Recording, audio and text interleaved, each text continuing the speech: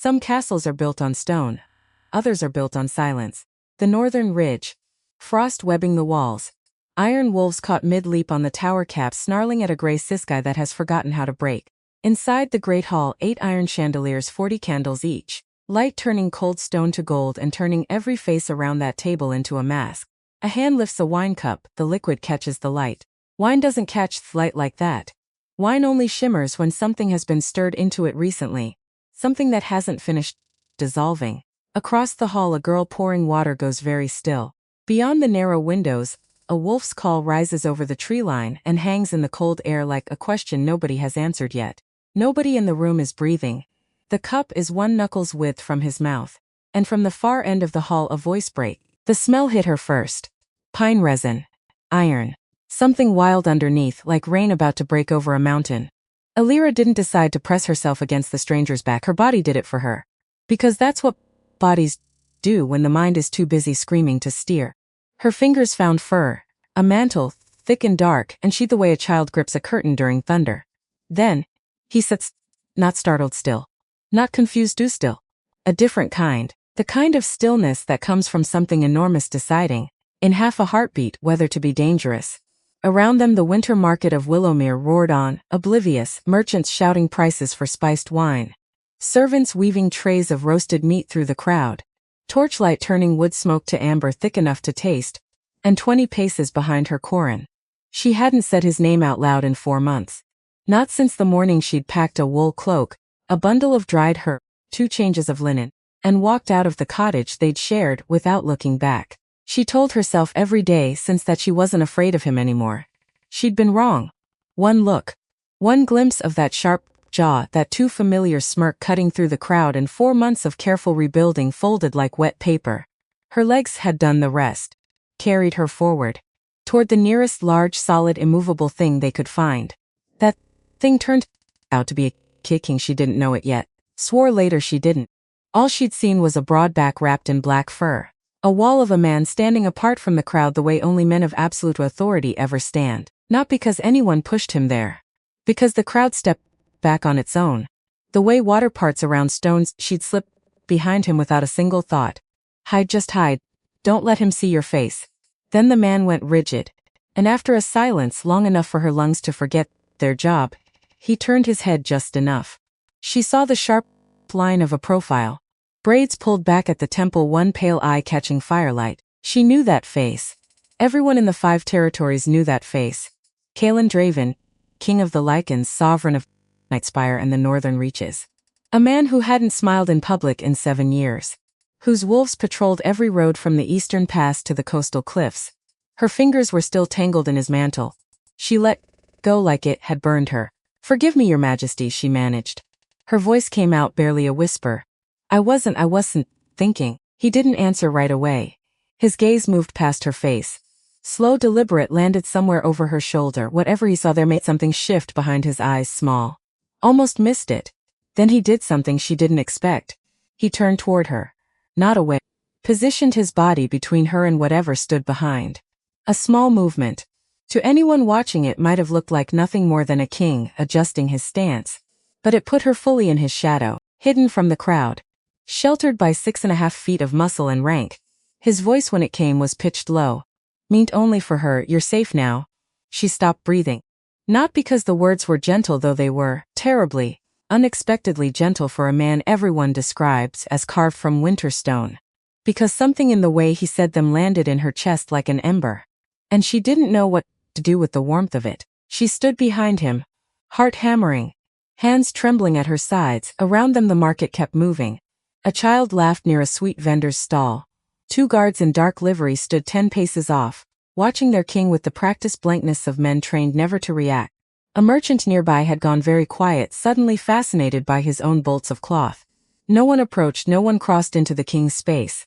Not even Corin. She risked a glance around the king's arm. Corin had stopped moving. Stood maybe 15 paces back now. And whatever expression he'd worn when he first spotted her, that smirk, that ownership in his eyes had changed. Something cautious replaced it. The same caution everyone wore around Caelan Draven. Corin was not a cow either. He would not cross that distance. Not today, she exhaled, shaky.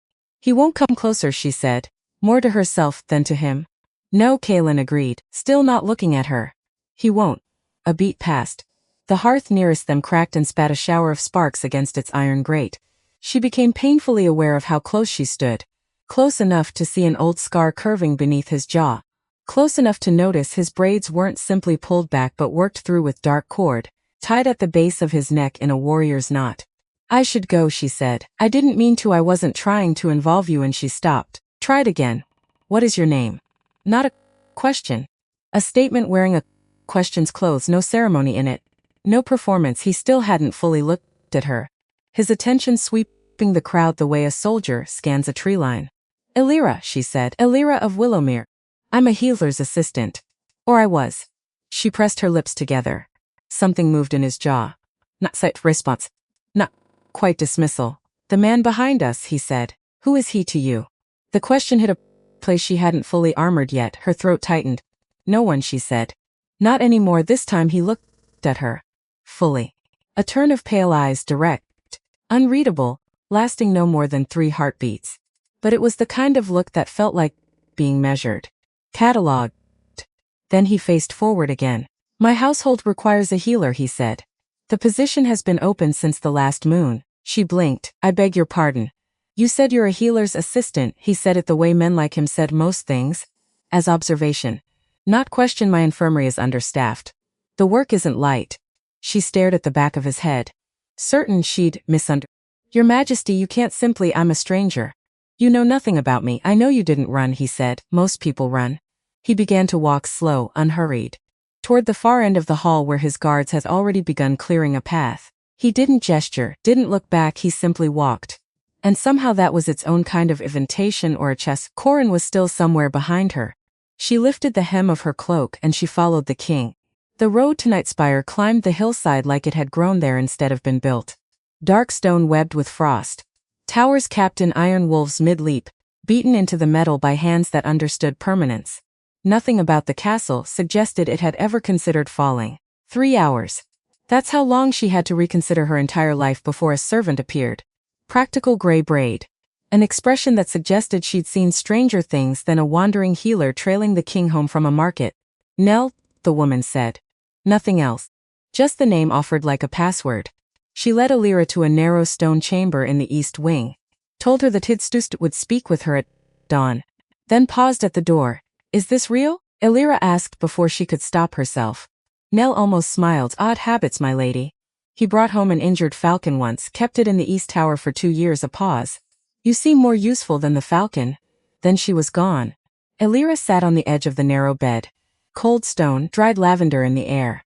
She tried to make sense of the day she'd just survived. Corin's face rose in her memory. She pushed it down. She'd spent 4 months learning how to do that. Pushed down the memory of his voice, quiet, always so careful, quiet. Telling her she was too soft, too scattered. That her healing work was a hobby, not a calling. That she'd amount to very little on her own. She'd believed him. For a while. That was the worst part. How long she'd believed him, but she was here now. In a castle she hadn't planned to enter. In a position she hadn't planned to hold. Offered by a king she hadn't planned to meet. The candle on the shelf burned low. Outside the narrow window, market town's lights glittered far below. Beyond them the dark line of forest stretched the horizon. Somewhere out there Corin slept in some tavern. And he didn't know where she was. For the first time in 4 months something loosened in her chest. Not joy. Not yet. But the first tentative shape of relief. She lay back without undressing, still in her cloak. And she watched the candle burn down. And she thought, whatever this is, Illyra, don't waste it. The thought carried her into sleep before the flame guttered another quarter. Dawn came gray. Sharp. Carrying the smell of frost and wood smoke and something warm from the kitchens below. Bread, something spiced. She was on her feet before she was fully awake. Hands already reaching for her herb bundle out of habit. It took a moment to remember where she was. The corridors were already alive.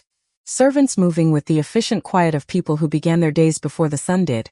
Linens, breakfast trays, baskets of fresh-cut rushes for the hall floors. Guards in dark liveries stood at intervals. Still as carved figures, eyes tracking everything. Nell appeared at her elbow like she'd been waiting. The stewardess Renwick walking fast, expecting Illyra to keep pace. He's not warm, he's fair, there's a difference. A glance sideways, the infirmary's on the 2nd level of the North Tower. The last healer left in autumn. Left Illyra let it sit, filed it away. We've managed with less remedies, Nell continued. But the garrison isn't gentle with itself. What can you do?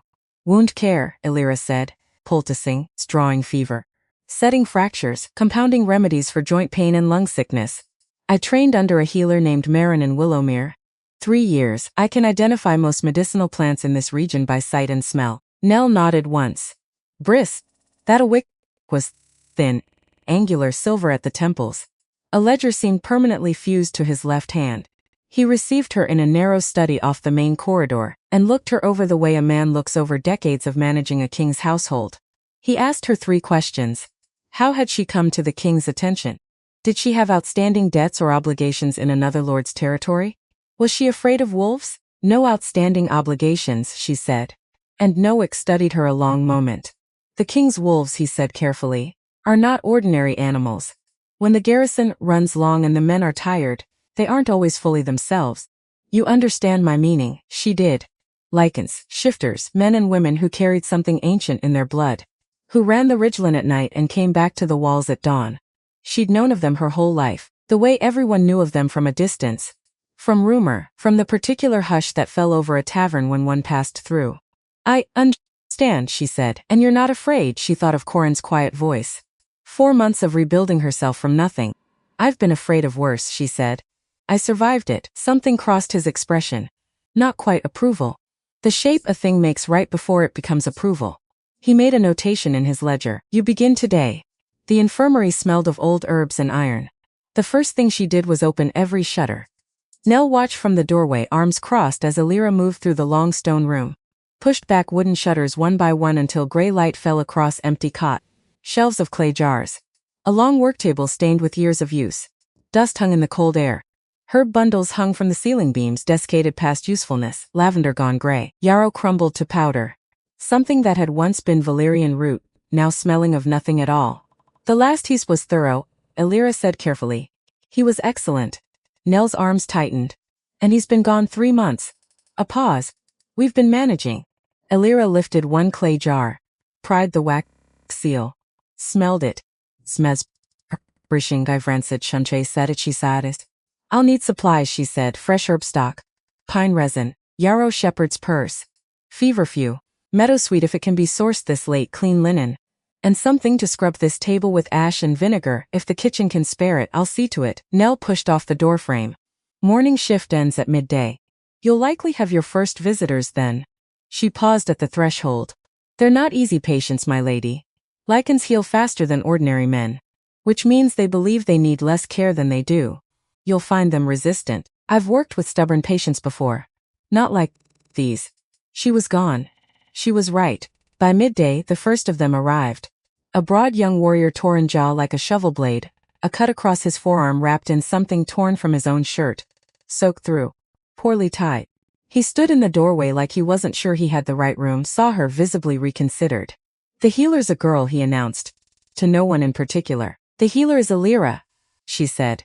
And if you don't sit down and let me look at that arm, it's going to fester before the week's out. He sat.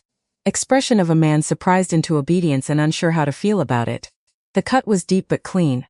Sparring accident. She cleaned it with vinegar solution, listened to him hiss through his teeth. With the particular satisfaction of a man who knows the sting means it's working, and closed it with neat, even stitches while he stared at the opposite wall and pretended to feel nothing. You're new, he said eventually. Yes, the king brought you from the market. Not quite a question. She tied off the last stitch. Cut the thread. He offered me a position, I accepted.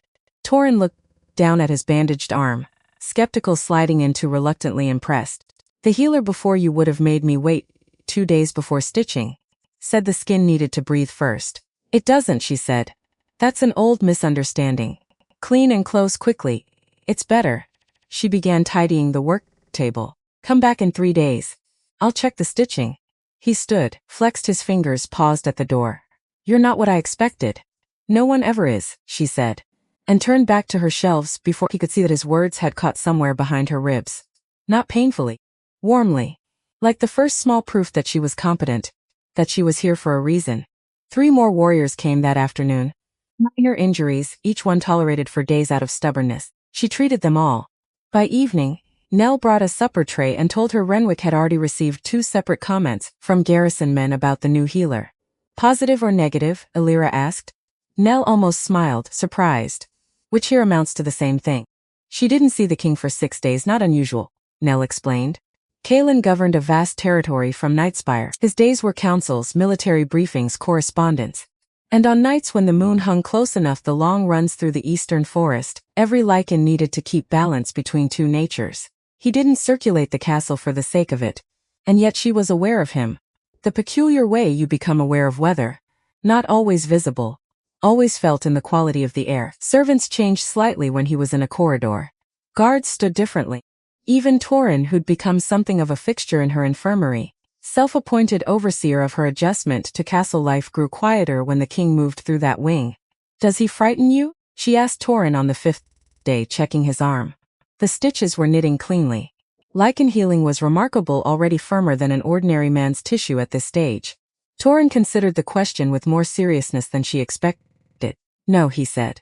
But he commands something deeper than fear. You obey a frightening man because you have to. You follow Kaelin because he paused. Because it makes a kind of sense to. Like following north. That's a strange way to say it. No, she said quietly. It isn't. She'd felt it herself. Those few minutes in the market hall, the absolute stillness of him. The way he'd moved, not quickly, not dramatically, but precisely. Placing his body between her and a threat with the efficiency of someone for whom protection wasn't a gesture. It was a reflex. You're safe now. She'd turned those words over in her mind every night since. It was on the 6th day that she encountered him again, and it was not in any way she'd prepared for. She'd risen before dawn to gather frost herbs from the small walled garden behind the north tower. A sheltered patch of earth the previous healer had cultivated. Still holding a few hardy plants beneath the thin rime of morning ice. She was crouched near a patch of meadowsweet, cloak drawn tight, fingers cold and careful, when she heard footsteps on the stone path behind her. Not a servant's steps, too deliberately quiet. She straightened, turned. Kaelin stood perhaps 6 feet away at the garden's edge. Dressed simpler than the market. Heavy dark tunic, leather riding breeches.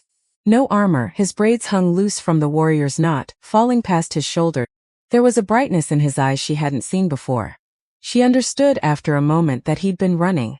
That the looseness in his frame, the particular quality of quiet in his face, was the peace that follows a night in a different shape entirely. He was looking at her the way a man looks at something he hadn't expected to find. My apologies, she said, because that's something.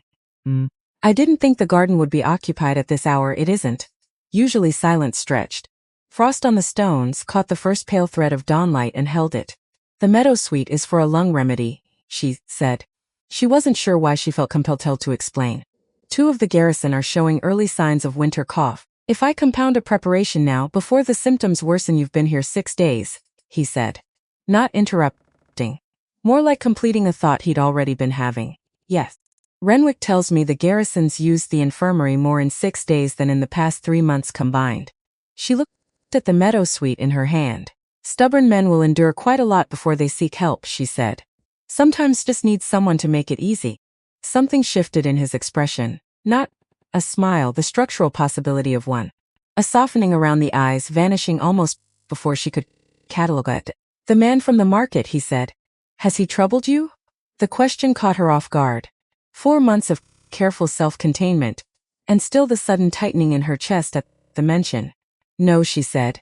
He wouldn't know to look for me here. No, Kaelin agreed. He wouldn't. He said it with a quiet certainty that suggested from his perspective the matter was already arranged, not simply unlikely. She looked at him more carefully. Did you? But he'd already turned toward the castle door. Moving with that unhurried, absolute purpose she was beginning to recognize as simply the way he existed in the world. There's a council session this morning, he said without looking back. The infirmary will likely receive visitors by midday. Torin managed to injure himself again at yesterday's training. She stared at the door for a long moment after it closed. Then she looked down at the meadowsweet. He already knew I was in the garden, and she couldn't decide whether that should unsettle her, or whether it already felt, somehow, like the opposite of that. Torin had in fact injured himself again. Appeared at the infirmary door shortly after midday with a sheepish expression and a freshly bruised shoulder he claimed came from a training accident.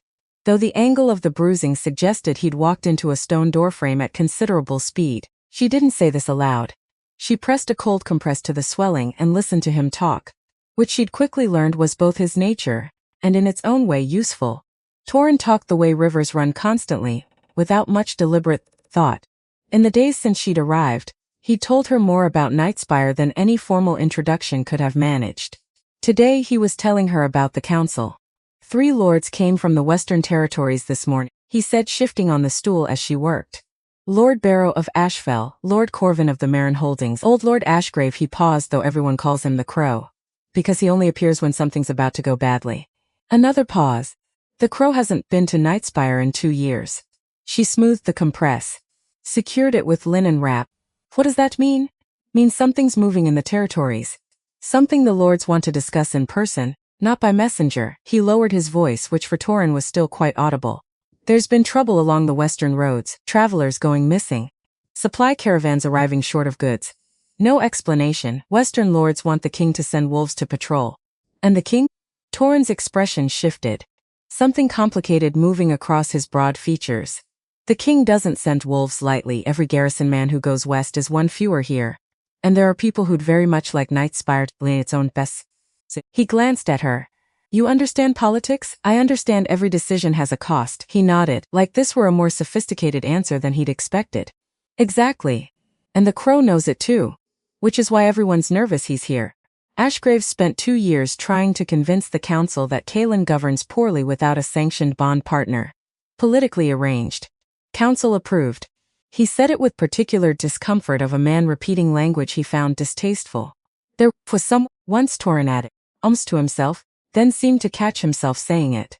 Years ago, before my time in the garrison. Mostly. It didn't end well. He doesn't speak of it. And none of us, too. The way she'd filed away Nell's too fast left. A door she sensed but hadn't yet been given permission to open. After Torrin left, she stood at the work table a long moment, thinking less about politics and more about the man at the center of it, Kaelin Draven, who carried the weight of 5 territories on a frame already built to bear enormous things. Who moved through his own castle with the quiet of someone who'd learned long ago that stillness was a form of armor. Who had apparently once loved someone, and did not speak of it, and none of them asked. She thought about the garden that morning. The pale eyes that had found her before she'd heard him arrive. She pushed the thought away, reached for her herb jars, and that's when she found the second jar. It happened by accident, the way most important things happen. She was reorganizing the back shelf, the one Nell had warned her not to bother with, since it held only the previous healer's oldest stock, most of it beyond salvage. Elira had planned to simply catalog what remained and discard the rest. She lifted a jar, sealed tighter than the others, wax fresh, not cracked with age like its neighbors. That struck her as odd before anything else did, because everything else on this shelf had been sitting untouched for 3 months. And this jar's seal looked days old. Not months. She pried it open. The smell hit her before the contents did. Bitter. Faintly sweet underneath, like almond gone wrong. A smell she recognized not from healing work, but from Marin's old warnings back in Willowmere. Some plants heal. Some plants only pretend to. Foxglove concentrate, overprepared. Refined far beyond any dosage a healer would use for a heart tonic. This wasn't medicine, this was a wearing medicine's clothes. Her hands went still. She thought maybe it's nothing. Maybe he was experimenting with a stronger preparation. Maybe, but healers didn't seal jars fresh and then vanish 3 months ago. Healers didn't leave a poison disguised as tonic on a shelf no one was supposed to touch. Unless someone else sealed it after he was gone. The thought arrived cold. Sat in her chest like a stone dropped into still water. She thought of Nell's answer that first morning. Left, Nell had said. Too fast. Like a door closing before a draft could get through. She thought of Renwick's ledger. His careful questions, no outstanding obligations. Not afraid of wolves. Nobody had asked her the obvious question. Was the healer's death actually an illness? Because nobody had called it a death at all. Everyone said left, everyone said gone. As if a man simply walked out of a life he'd built over years, patients who trusted him, a garden he'd cultivated, a shelf of remedies labeled in careful handwriting, and never once looked back. She'd done that herself once. Walked away from a life without looking back. But she knew the difference between fleeing and vanishing. This didn't feel like fleeing. She set the jar down. Carefully. Like it might still hurt someone. So what do I do with this? Because telling Nell felt wrong, too fast, too easy. and Nell's own answer that first morning still sat wrong in her memory. And telling Torn felt worse because Torn talked the way rivers run, and this was not a river she wanted flowing through the garrison by evening. Which left Renwick. Except Renwick had asked her 3 careful questions and given nothing back. A man whose loyalty she hadn't yet measured. Except what choice do I have? She wrapped the jar in linen, tucked it into the bottom of her satchel, beneath bundles of yarrow where no curious hand would find it by accident. And she sat on the edge of the infirmary's single stool, in a room gone gray with late afternoon light, and she made herself breathe. One thing at a time, Alira. Survive wilt worse than a locked door. You can survive a locked question. She didn't sleep well that night, not because of Corin. For once, his shadow wasn't the one following her into the dark. It was the jar. The smell of it, faint and bitter, seeming to cling to her fingers even after she'd scrubbed them twice with the harsh soap Nell kept by the wash basin. She lay in the narrow bed and stared at the ceiling and turned the pieces over. A healer who vanished, not died, or died, and everyone called it leaving, a jar sealed fresh, months after he was gone. A poison dressed up as medicine hidden on a shelf no one was meant to touch. Somebody wanted this found eventually. Or somebody wanted it never found at all, and I don't know which. She thought about Kaelin's face in the garden, the brightness in his eyes after a night running as something other than a man. The way he'd said he wouldn't about Corin, with a certainty that sounded less like hope and more like arrangement. A king who quietly moved dinner tables and rerouted danger before it reached her. Could a king like that miss a poisoned jar sitting 3 months in his own infirmary? Or was that exactly the kind of thing a king like that would already know about, and simply hadn't told her? She didn't have an answer. She only had a jar wrapped in linen, and a decision she hadn't made yet, and the particular, familiar feeling of standing at the edge of something she couldn't see the bottom of. Not yet, she told herself. Watch first, then decide. It wasn't bravery, it wasn't quite fear either. It was the same instinct that had carried her out of Willowmere 4 months ago. The one that had kept her alive through a year of careful, quiet cruelty. Watch. Learn the shape of the danger before you name it. She closed her eyes and somewhere below her window, faint and distant, a wolf's call rose over the tree line and hung in the cold air like a question nobody had answered yet. Morning brought frost on the garden stones and a summons she hadn't expected. Renwick's man found her before she'd finished her tea. Said the steward wished to see her now, not at the appointed hour. Her stomach dropped. Does he know? Did someone see me at the shelf? Did she caught herself? Breathed. Stop. You don't know anything yet. She followed the man down the corridor, past guards who didn't look at her, past servants who did. Renwick's study smelled of ink and cold stone. He didn't look up from his ledger when she entered. Sit, he said. She sat. He finished a line of writing, set down his quill with the precision of a man who did nothing carelessly. You've been cataloging the old stores, he said. Not a question. Her pulse spiked. Yes, she's careful. Most of this was beyond salvage. I was clearing space for fresh stock. And did you find anything of note? The words hung there. She studied his face for any hint of what he already knew. Found nothing. Renwick's expression gave away exactly as much as he intended it to. Which was nothing at all. She thought of the jar wrapped in linen at the bottom of her satchel. She thought of a healer who left too fast in Nell's voice.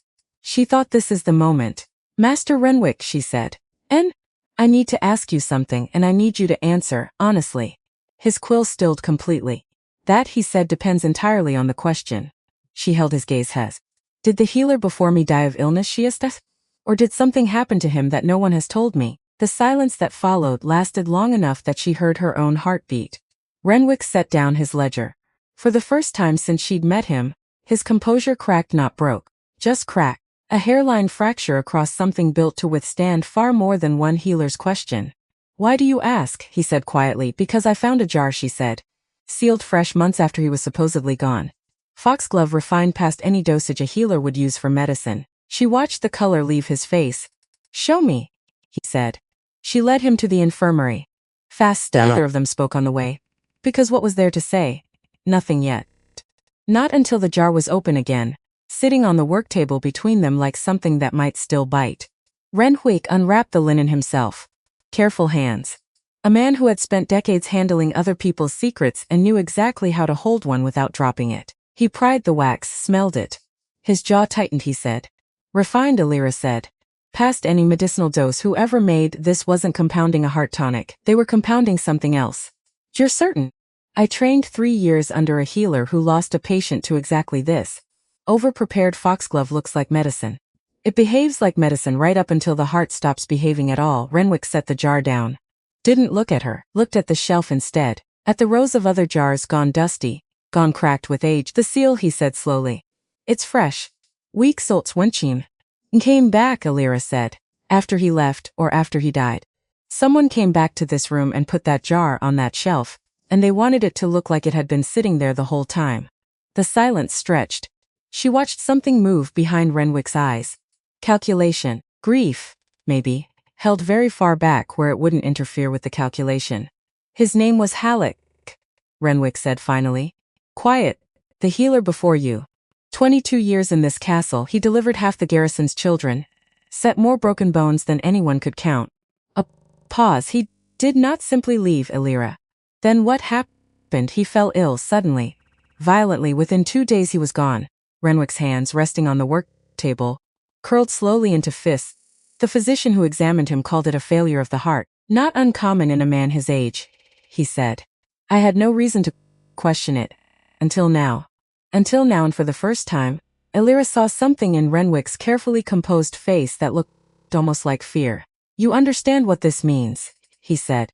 If someone poisoned Halleck and dressed it as illness, and came back afterward to plant evidence that would look, to anyone careless enough to find it, like nothing more than an old healer's forgotten stock, then someone in this castle killed him, said as. And someone in this castle is still here. He didn't need to. Because that was the whole point, wasn't it? She thought. Not to hide the crime forever, just long enough. Long enough for no one to think to look. Except she had looked. By accident. By nothing more than a habit of thoroughness Marin had beaten into her 3 years running. And now she couldn't unknow it. Who else knows Halleck's death was investigated, she asked. Who examined him? A physician from the lower town. Called in because I did not want the garrison surgeon involved. He and Halleck were close, and grief clouds judgment. Renwick's mouth thinned. In hindsight, that decision may have been exactly what someone was counting on. You think it was arranged, the physician. I think, Renwick said carefully, that I do not yet know enough to think anything with confidence. Which is precisely why I am asking you to say nothing of this. To anyone, not Nell, not Torin. He stopped himself. Not Alira finished. Renwick's eyes met, or something unreadable passed through them. Not yet, he said. Not until we understand who we are protecting him from. She didn't sleep that night either. To its now. The jar was gone. Renwick had taken it, locked away somewhere she didn't know and hadn't asked, but its smell seemed to have soaked into the room anyway. Bitter. Faintly sweet. Wrong. She leaned and turned Renwick's words over and over. Who we are protecting him from, not who did this, not who is responsible. Who we are protecting him from, as if Renwick already had a shape in mind. A name he wasn't ready to say aloud. Or a name he was terrified to be wrong about. Because if you accuse the wrong person in a place like this, she thought, you don't just fail. You hand the real killer a warning. She thought of Kalen. The stillness of him. The way he'd rerouted danger in the market, without a single wasted motion. Could a man that watchful really not know his own healer had been murdered, or did he know and simply hadn't said? Stop, she told herself. Stop building a cathedral out of 2 facts and a feeling. But the feeling wouldn't leave. It sat in her chest next to the memory of his voice in the garden. He'd said about Corin, certain arranged. A man who arranged outcomes quietly without announcement, that asking permission for. That kind of man could arrange almost anything, including a death that looked like illness. The thought arrived and she hated it immediately. Hated herself a little for thinking it. Because everything else she'd seen of him, the stillness in the market, the softness in "you're safe now," the deliberate care of a man, positioning his body between her and a threat, none of it matched the shape of someone who poisoned an old healer and came back weeks later to plant the evidence of his own crime. Except she didn't actually know him. 6 days. A market. That was the whole of it. You thought you knew Corinth, too, a small cold voice reminded her. For 2 years you thought you knew him. She pressed the heels of her hands against her eyes. Not tonight. I can't carry this and him at the same time, not tonight. Sleep, when it finally came, was thin and full of foxglove-colored dreams. The Western delegation arrived a little over 2 weeks after her arrival at Nightspire. Nightspire changed shape around their arrival the way a body changes shape around an injury, subtly at first, then all at once. Extra linens laundered. The great hall scrubbed until the stone floors gleamed under torchlight. Kitchen staff moving at twice their normal speed, voices sharp with the particular tension of people who know they'll be judged by strangers. 3 lords, Nell told her, helping pin a fresh apron at Alira's shoulder. Barrow Corvin and the Crow. Ashgrave. You remembered? Nell's mouth twitched. Careful with that one. He doesn't ask questions to get answers. He asks questions to see how you flinch. Wonderful, Alira thought, exactly what I needed to hear before dinner. The dinner itself was a formality, Nell explained. Most healers were never called to these things. But the position required presence in case any of the traveling retinues needed attention after a long road. Alira wasn't to sit at the high table, just near the side corridor, visible, available, invisible in the way servants learn to become invisible without ever leaving the room. She stood at the carved stone archway and watched the hall fill with a kind of double vision inside the thing, and observing it from just outside its edge both at once.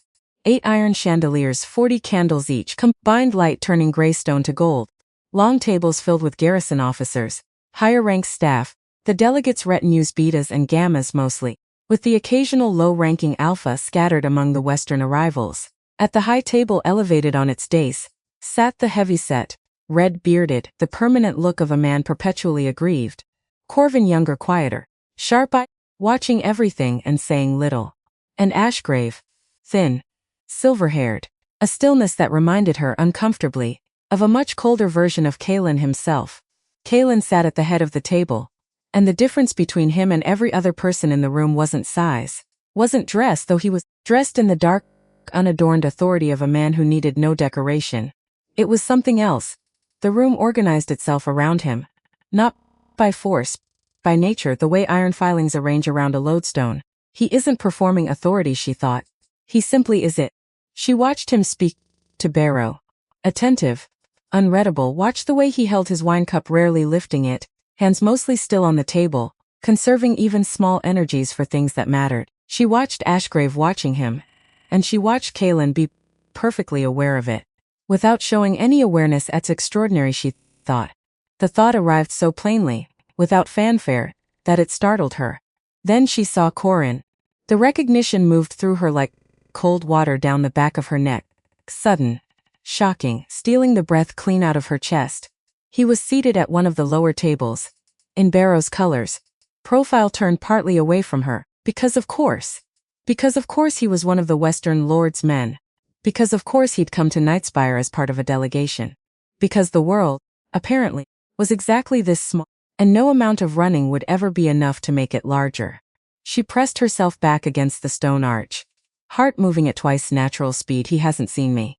He hasn't seen me. He hasn't. He was speaking to the man beside, gesturing with his wine cup, wearing the easy confidence he always wore in rooms where no one knew what he was present underneath it. He was always good at that, she thought. Composing a face for public rooms that bore no resemblance to the face I knew in private. She thought about slipping away. The corridor behind her led back toward the North Tower. She could be gone before he turns head. Except I left Willowmere to stop doing exactly this, rearranging my own presence in rooms to accommodate his existence in them. She stayed, kept her eyes off, and stayed. Anger rose underneath the fear, quiet, deep, the kind she'd been learning to recognize over the past 4 months. Not at Corin exactly, at herself, at the part of her that still wanted to fold small and disappear at the mere sight of him. Not anymore, she told the fear. Not anymore. It was Kalen who noticed first. She didn't see the moment his gaze found her, only became aware of it when she felt the particular weight of being looked at by someone's attention had actual mass. She glanced toward the high table, found his pale eyes already on her, steady, measuring. He didn't look away when their eyes met. Held at 2 heartbeats, long enough to confirm something. Then his attention shifted, that quiet deliberateness she was beginning to know, toward the lower tables. She watched him find Corin, watched recognition move across his face. Not recognition of Corin himself. Recognition of the situation. A tightening.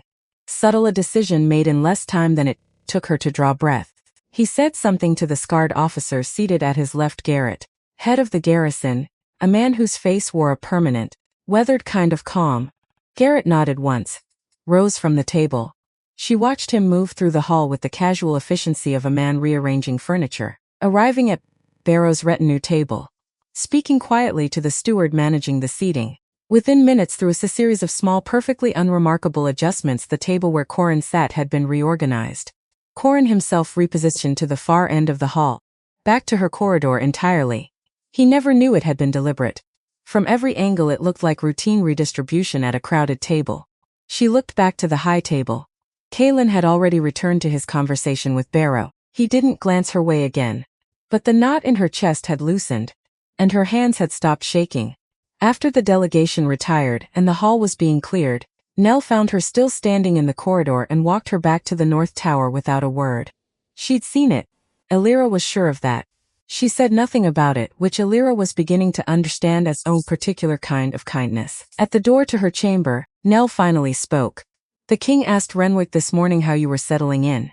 Her tone carefully absent of implication. Renwick told him the garrison started calling the infirmary Elira's tower. A pause. The king said nothing in response. But he didn't look displeased. She was gone before Elira could formulate a reply. Elira sat on the edge of her bed in the dark, turned the evening over the rearranged table. The steady gaze from the high seat, the absolute absence of spectacle in any of it, no proclamation, no grand gesture, just quiet attention, reshaping a room so she could breathe inside it. You're safe now, he'd said once in a crowded market hall. He'd apparently meant it in ways that extended well beyond that single moment. She lay back, stared at the dark ceiling. And something shifted in the careful architecture she'd built around her own heart these past 4 months. Not crumbling. Not breaking. Just a door, somewhere inside it, swinging very slightly open. And underneath that, quieter, colder, refusing to be silenced even by the warmth of the evening, the memory of a jar wrapped in linen foxglove, fresh wax over an old crime. Somebody in this castle is a murderer, she thought. And somebody in this castle just made sure a man who once hurt me couldn't sit close enough to try again. Both things were true at once. She didn't yet know how to hold them both without one swallowing the other. 3 days later, Lord Ashgrave came to the infirmary. Not for any ailment. He stood in the doorway with his coif gilded, his silver hair immaculate, dark eyes moving through the room with the thoroughness of an inspection. When they finally settled on her, he spoke without preamble. You are the girl the king brought from the market. I'm the castle healer, Elira said. So, may I help you, my lord? A faint smile, nothing warm in it. I am simply curious, he said, about what sort of woman makes Kalen Draven rearrange an entire dinner table in the dark, without anyone asking him to. She kept her expression still. Or tried to. Her pulse said otherwise. No, he said softly. Perhaps not. He looked around the infirmary once more. The newly stocked shelves, the clean work table, the fresh herb bundles drying from the beams. His eyes lingered just a beat too long on the back shelf. The one where she'd found the jar. Her stomach dropped. He can't know. He can't. Possibly he has not shown interest in any particular person for a very long time, Ashgrave said. Almost to himself. Will be noticed. It already has been. His dark eyes returned to her, held. I wonder if you understand what that means, girl, for you. And for him. He left before she could answer. The infirmary felt smaller after he'd gone. Considerably colder. She stood still for a long moment, replaying the way his gaze had caught on that shelf. Told herself it meant nothing. Told herself a man like Ashgrave looked at everything that way, like he was it, weighing it, deciding what use it might someday serve him. But what if it wasn't nothing? What if he already knows about the jar? And this was never about me at all? What if I just watched a man who might have ordered a murder walk out of this room smiling? She sat down hard on the stool, hands pressed flat against her knees to keep them from trembling. One thing at a time, she told herself again. It was becoming something of a prayer. Watch. Learn the shape of the danger before you name it.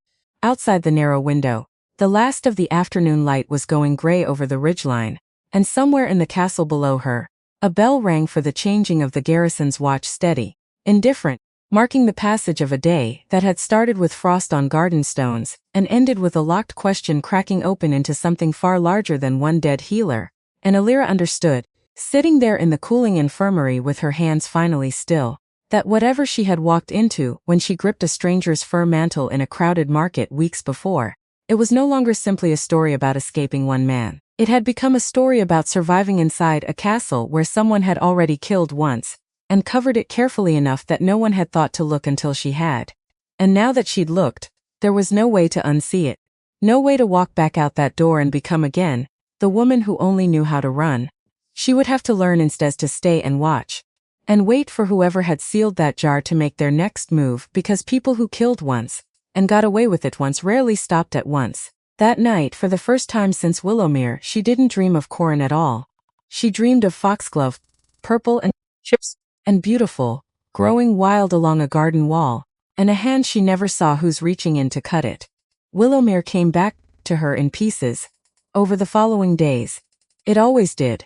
Grief and fear worked that way, never a single wave, always a slow tide arriving in fragments she hadn't asked for. She'd met Corin at 19. He'd been charming then. Genuinely charming, not the performance he later perfected.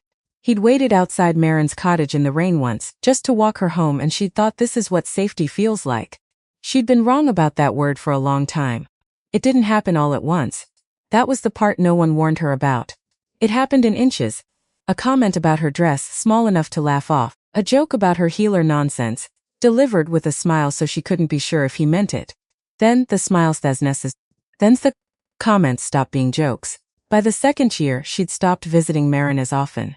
Corin didn't like how long she stayed. By the third, she'd stopped mentioning her work at all, because his silence afterward cost more than any argument. Too soft, he used to say. Quiet voice. Always so carefully quiet, and somehow worse for it. Too scattered. That healing work is a hobby, not a calling. You'll amount to very little on your own. She'd believed him. For a long time she'd believed him completely. The night she left, she hadn't planned it. Not really. She'd simply woken at 4 in the morning with a clarity so total it frightened her. The sudden absolute understanding that if she stayed one more year, there would be no one left inside her worth saving. She'd packed in the dark. Wool cloak, a bundle of dried herbs, 2 changes of linen. She hadn't looked back at the cottage once. 4 months of rebuilding fragment by fragment. And then a market, and a stranger's fur mantle, and a voice saying you're safe now, like it was simply, unquestionably true. She still didn't fully trust it. Some nights she lay awake certain the whole arrangement would collapse, that Kaelin would tire of the novelty of her, or that Corin would find some new angle, some new patient, and slip back into her life the way water finds a crack in stone. She'd trusted safety before, it hadn't held. But this feels different, she thought, more than once, and then immediately distrusted the thought, because that was exactly the kind of thing she used to tell herself about Corin too. In the beginning. The difference, she decided eventually, wasn't in how it felt. It was in what it asked of her. Corin's version of safety had asked her to become smaller, quieter, easier to carry. Kaelin's version, whatever this was, whatever it would become, hadn't asked her to shrink at all. If anything, it had done the opposite. A shelf of jars. A title. A door that was hers to open or close. That's the test, she told herself. Whether it makes you smaller or larger. She held on to that thought, like a stone in her pocket. Something solid to touch when the fear came back. Torin came by the following morning, ostensibly for a shoulder check that no longer needed checking, and stayed long enough to make it clear. The shoulder had never really been the point. You went pale, he said, without preamble, settling onto the stool. At the feast, before Garrett moved the tables, she kept her eyes on her mortar and pestle, grinding. I don't know what you mean, Elira. Just her name. No accusation in it. Just patient. Waiting. She set down the pestle. There was someone there, she said carefully. From my old life. I didn't expect him. Torin's easy manner sharpened into something else, something protective. The man from the market, he said. Not a question, the one the king mentioned to Renwick. You know about that. Everyone in the garrison knows about that. He said it without embarrassment, like it was simply obvious. Word moves fast here. Especially when it involves the king doing something out of character. Is rearranging a dinner table really so out of character? For most men, no. Torin leaned forward, forearms on his knees. Kaelin Draven does not adjust his household for anyone. Not lords, not visiting dignitaries, not. He paused, searching for the word, not feelings. He governs like a man closing a ledger. Clean lines. No sentiment. And now he's had Garrett quietly move a table, because a stranger sat too close to his healer. Half amazement, half warning.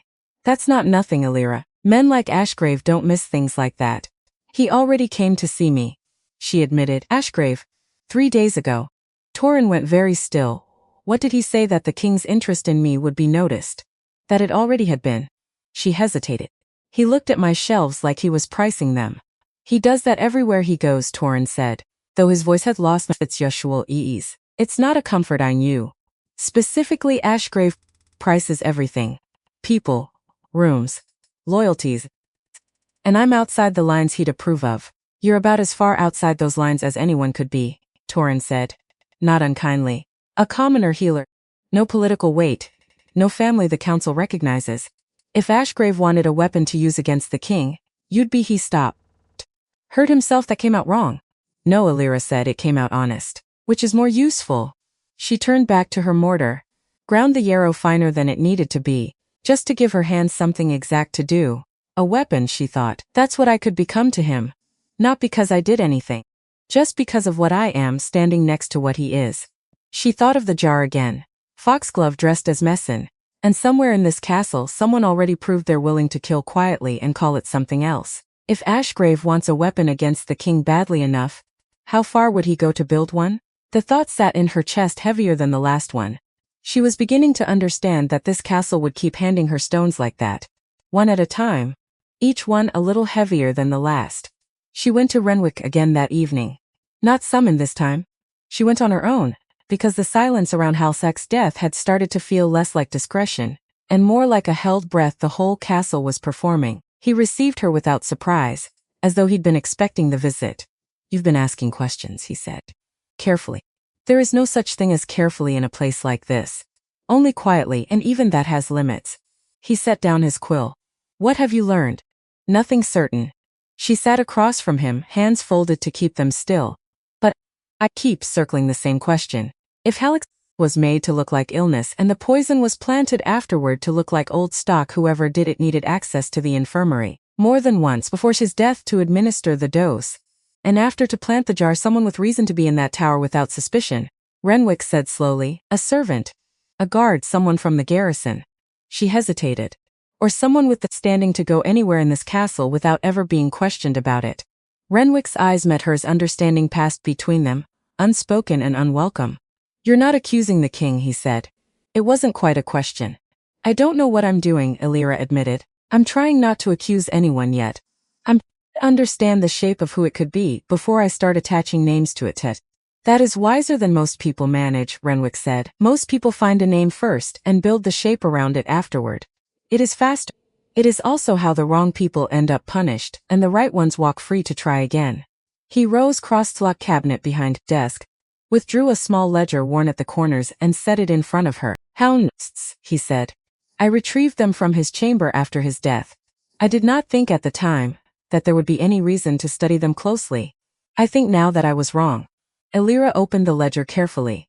Familiar handwriting, precise, economic, the hand of a man who wasted nothing. Not even ink. Remedies, dosages, notes on patients long since healed or reassigned. And near the back, in the final weeks before, an entry that made her breath catch. Requested unusual quantity of foxglove beyond normal infirmary need, asked by the name was smudged. Water damage or deliberate, impossible to tell. I did not question it, the entry continued, should have, will raise with R tomorrow. Renwick was very quiet. Tomorrow, he said, was the day he fell ill. The room seemed to grow colder around them. He was going to tell you, Alira said. Whoever asked him for that foxglove, he suspected something, and he was going to bring it to you the next day. And he never got the chance. No, Renwick said. He did not. He closed the ledger slowly, held it a moment longer than necessary, the way a man holds something belonging to someone he'd failed to protect. We are looking, he said finally, for someone with enough standing in this castle to request unusual supplies from the healer without explanation. Before returning to plant evidence that would end the question before it began. That's not a servant, Alira said quietly. That's not even most of the garrison. No, Renwick agreed. It is not. Neither of them said the rest of it aloud. They didn't need to. The list of people in Nightspire with that much standing, that much patience, and that much to gain from destabilizing the crown from within it wasn't long. And every name on it had been sitting at the high table days ago, wearing silk and civility, drinking wine they hadn't sipped nearly enough of. She found Kaelin in the garden again 4 mornings later. Not by accident this time, though she told herself he was crouched near the herb bed, of all things, examining a sprig of something new pushing up through the last of the frost. It was such an incongruous image, the king of Nightspire, kneeling in dirt, turning a plant stem between 2 fingers, with the same careful attention he might give a treaty. That she stopped in the garden path and simply looked at him for a moment before he noticed her. You're staring, he said without turning. You're gardening, she said. Forgive me. It's not what I expected to find. He straightened. The almost smile again, easier now than it had been in the market, though still rare enough that she noticed each time it surfaced. I find it clears my head, he said. Council sessions do the opposite. Was this morning's session difficult? Something shifted behind his eyes. Careful measuring how much to say. Ashgrave raised concerns, he said, about the state of my household, whether certain additions to it were being made with sufficient regard for the council's expectations. Her stomach tightened. He means me, he means you, Kaelin said it plainly. No softening. She respected that more than she could have said. I want you to understand something, Illyra. I did not bring you into this castle to make you a target. That was not the intention, I know. But intentions rarely control outcomes, not in places like this. He looked at her directly. If Ashgrave presses this further, it will not stay quiet. The council will ask questions about your origins, your connection to me. Whether either of those things threaten the stability of the crown. And what will you tell them the truth? He said. That I found a woman who did not run when most people run. That I offered her a position because my infirmary needed a healer, and she was the best one to walk through my gates in years. A pause. I will not tell them anything beyond that unless you wish me to. She studied him, the stillness of him, the careful economy of every word. He's not asking me to trust him, she realized. He's showing me exactly how much he's willing to risk, and letting me decide what to do with that. It was, she thought, the opposite of everything Corin had ever done. Corin had asked for trust as tribute, owed simply because he demanded it. Kaelin was offering something first and waiting to see if it would be enough. There's something else, she said before she could stop herself. Something I haven't told you. His attention sharpened instantly. Tell me. She hesitated. Renwick's warning, not yet. Not until we understand who we are protecting him from, rose in her mind. But looking at him now, crouched in his own garden with dirt on his hands, and the weight of a kingdom's suspicion pressing down on his shoulders, she found she no longer believed the danger was standing in front of her. Halleck, she said, the healer before me. I don't believe he died of illness. She watched the words land. Watched something in his face go very, very still, not the stillness of a man hiding guilt, she realized, but the stillness of a man absorbing a blow he hadn't seen coming. Explain, he said. Quiet, controlled, but his hand, she noticed, had curled into the dirt at his side. She told him everything, the jar, the foxglove, the fresh seal on old stock, Halleck's own final entry, naming no one, suspecting everyone. When she finished, the garden had gone very quiet around them. Even the wind seemed to be listening. Renwick knows, Kaelin said finally. Renwick knows. And you told me now. Not before. It wasn't an accusation, just an observation, turning something over. I wasn't certain I should trust anyone yet, she said honestly. Including you. Something that might have been respect moved across his face. That was wise, he said. I would have advised the same in your position. He rose slowly from the herb bed, brushing dirt from his hands with the deliberate care of a man giving himself time to think. Halleck served my household for 22 years.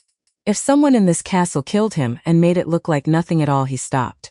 His jaw tightened. Then whoever did it believed they could do so and never be questioned. He finished. And they were nearly right. Nearly, Illyra said. He looked at her then, and there was something in his expression she hadn't seen before. Not the guarded stillness of the market, not the careful warmth of the garden's earlier mornings, but something rawer, gratitude maybe, or the particular kind of respect one survivor offers another. You've done more for this household in these past weeks, he said quietly, than most men manage in years of loyal service. I found a jar, he said. You looked, when everyone else had already decided there was nothing left to see. That is not the same thing at all. The wind moved through the garden, carrying the first green smell of the meadowsweet pushing up through the frost. Neither of them spoke for a long moment. It wasn't an uncomfortable silence. It was the kind that settles between two people who have just discovered they are standing on the same side of something larger than either of them. I want you protected, Kaelin said finally. Not because Ashgrave is watching. Because whoever did this has already killed once inside these walls. And you are now one of perhaps 3 people who know it. I can look after myself. I don't doubt that, he said. I watched you stitch Torin's arm without flinching, and I've seen the way you disarm frightened men twice your size with nothing but a steady voice. But looking after yourself and facing a poisoner who has already killed and gone unquestioned for months are not the same kind of danger. I would rather you had help you didn't need than need help that never came. She wanted to argue, found, somewhat to her own surprise, that she didn't want to. All right, she said. All right, he echoed, and something in his shoulders eased. fractionally, like a man setting down a portion of a weight he'd been carrying alone. He walked her back toward the tower door himself that morning, an unremarkable gesture to anyone watching. But she understood by now that nothing Kaelin Draven did was without weight. And she understood, too. Standing at the threshold of the North Tower, with Frost still clinging to the garden behind them, that whatever this had become the market, the garden mornings, the quiet rearranging of danger, it was no longer separate from the darker thread now running beneath it. A dead healer. A poison dressed as medicine. A castle full of watching eyes, and at least one pair among them belonging to someone who had already proven they were willing to kill and call it nothing at all. Garrett sought her out 2 days later. She hadn't expected that.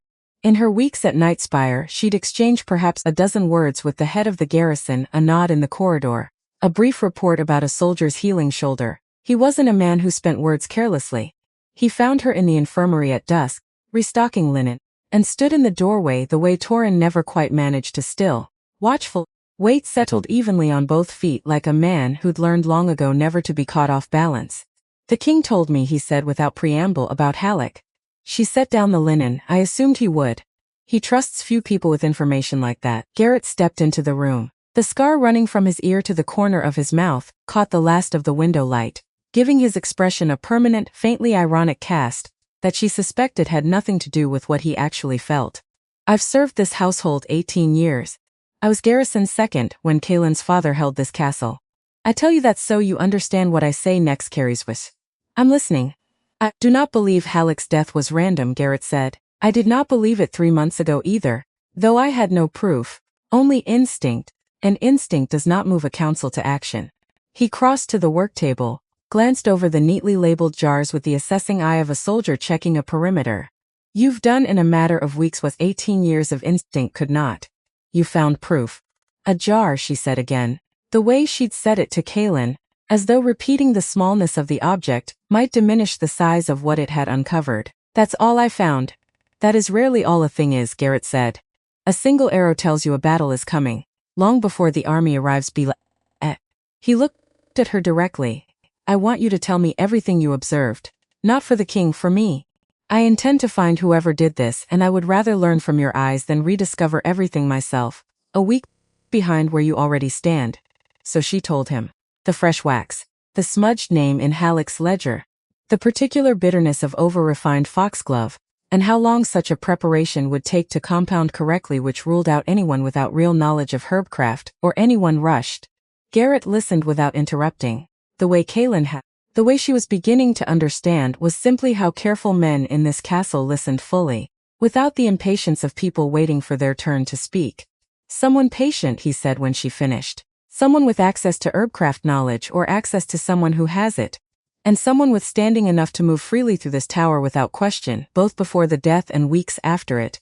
"That's not a long list," Alira said. "No," Garrett agreed. "It is not." He was quiet a moment, and something crossed his weathered face that looked, for just a heartbeat, like old grief resurfacing. "Halleck stitched my arm the week I lost 3 men on the eastern ridge. Sat with me after when I couldn't sit still myself. He did not have to do that. Healers rarely do beyond what duty requires." His jaw tightened. "I intend to find whoever ended him quietly and made it look like nothing worth mentioning." "I want to help," Alira said. "Not just hand over what I find and step back." Britt studied her for a long moment, the same cataloging look Kaelin had given her in the market, she realized, though harder around the edges, more soldier than king. "You already are helping," he said finally. "More than most Ipswich in your position. But understand this. Whoever did this has already proven willing to kill and walk free. If they learn how close you've come to the truth, you become a problem to be solved the same way. Halleck became problem Tive Sumtold." He held her gaze. "I would ask you to be careful. Not to stop looking. Simply to look with both eyes open, and to tell someone, myself Renwick, the king, the moment anything feels wrong. Do not decide alone that a danger is small enough to carry by yourself." The words landed harder than he likely intended. She thought of 4 months in Willowmere, deciding alone, night after night, that each cruelty was small enough to carry. That she didn't need to tell anyone. That asking for help was its own kind of failure. "I understand," she said quietly. And meant it more than he could have known. That evening, Nell brought her something unexpected along with the supper tray, a small wooden box, plain, unlocked. its corners worn smooth with handling. Found while clearing Halleck's old chamber, Nell said, setting it on the work table. Renwick said you should have it. Said you'd know what to do with it better than anyone else would. Elira opened it slowly. Inside, a collection of pressed flowers, carefully dried and labeled in the same economical hand she'd seen in his ledger. Notes on remedies that had worked, and remedies that hadn't, written with the honesty of a man who cared more about truth than pride. A small carved wooden bird, worn from years of being turned over in someone's hands while they thought. Tick-tat, the very bottom a folded letter. Unsent. She unfolded it carefully, aware of Nell watching from the doorway, aware that whatever this was, it wasn't hers to read alone, but she needed badly to read it anyway. To whoever comes after me, it began, if anyone does. This tower asks more of a healer than most people understand.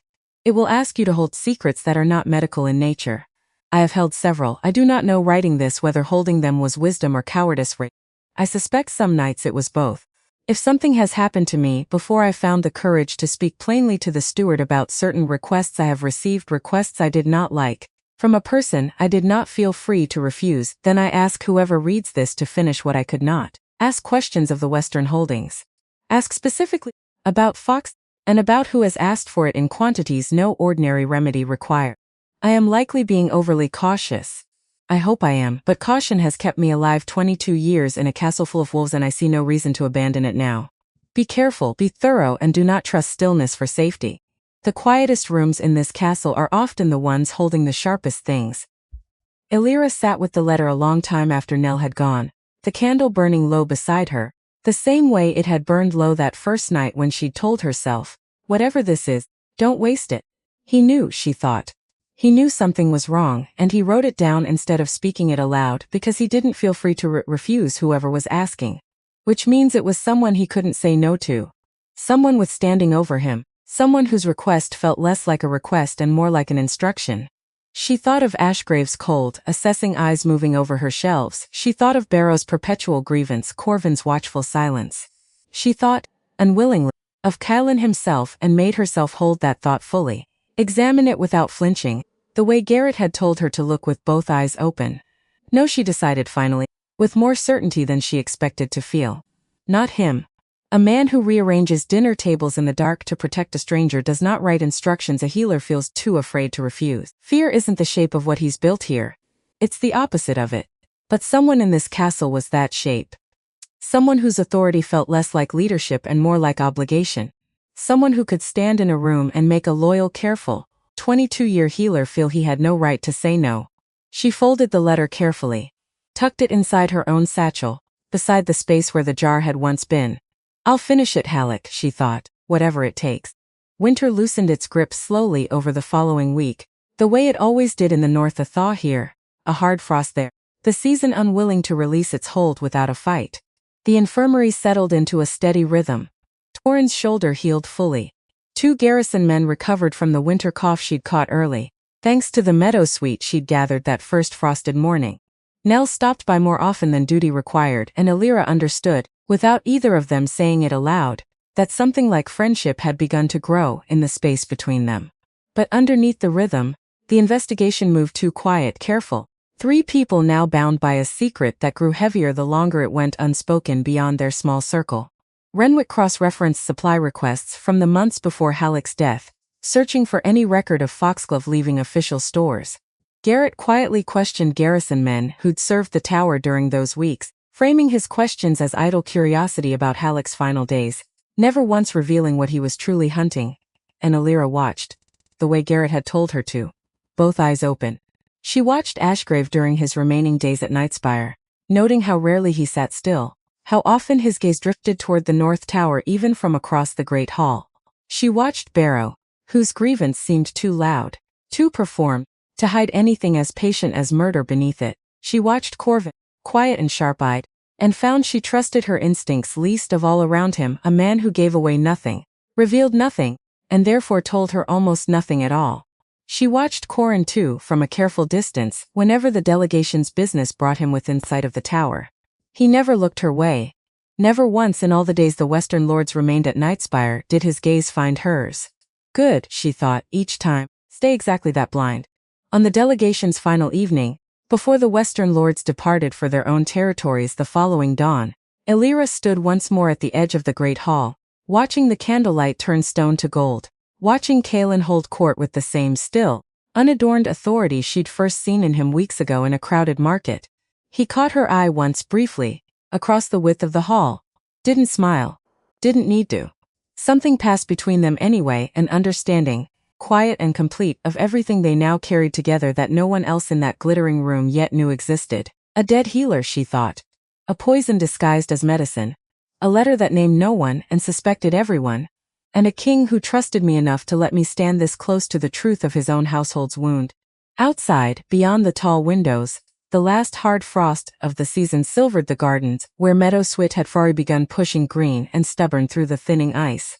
She did not yet know who had killed Halleck, did not yet know how deep the rot ran, or how many more careful questions it would take before a name finally surfaced from beneath all that patient, deliberate silence. But she knew, standing in that hall with the king's gaze resting briefly and steadily on her from across the crowded room, that she was no longer merely the healer who had once run from a market stall into the safety of a stranger's shadow. She had become something else entirely, a woman who looked, when everyone else had decided there was nothing left worth seeing. At dawn, before the Western delegation's carts had even finished loading in the courtyard below, Elira stood once more at the narrow slit of her window and watched the carts assembling. She scanned the retinue for Corin's shape and found nothing. No sign of him among the men loading their gear. She told herself it meant nothing. He was somewhere in the crush of the courtyard probably. She would simply not see him in this light, at this distance. The carts rolled out through the gate one by one, and she counted the retinue as best she could from the height of her window, and found the count uncertain enough that she couldn't say, with any real confidence, whether he had left with them at all. Nell found her there a few minutes later, arms full of fresh linen for the infirmary, watching them go, trying to follow her gaze toward the emptying courtyard. They're going, she said. Ashgrave doesn't linger where he isn't winning, and this round he isn't winning. You think that's over then, him? The council? All of it? No, Nell said, and there was no comfort offered in the honesty, only respect. I think it's just beginning.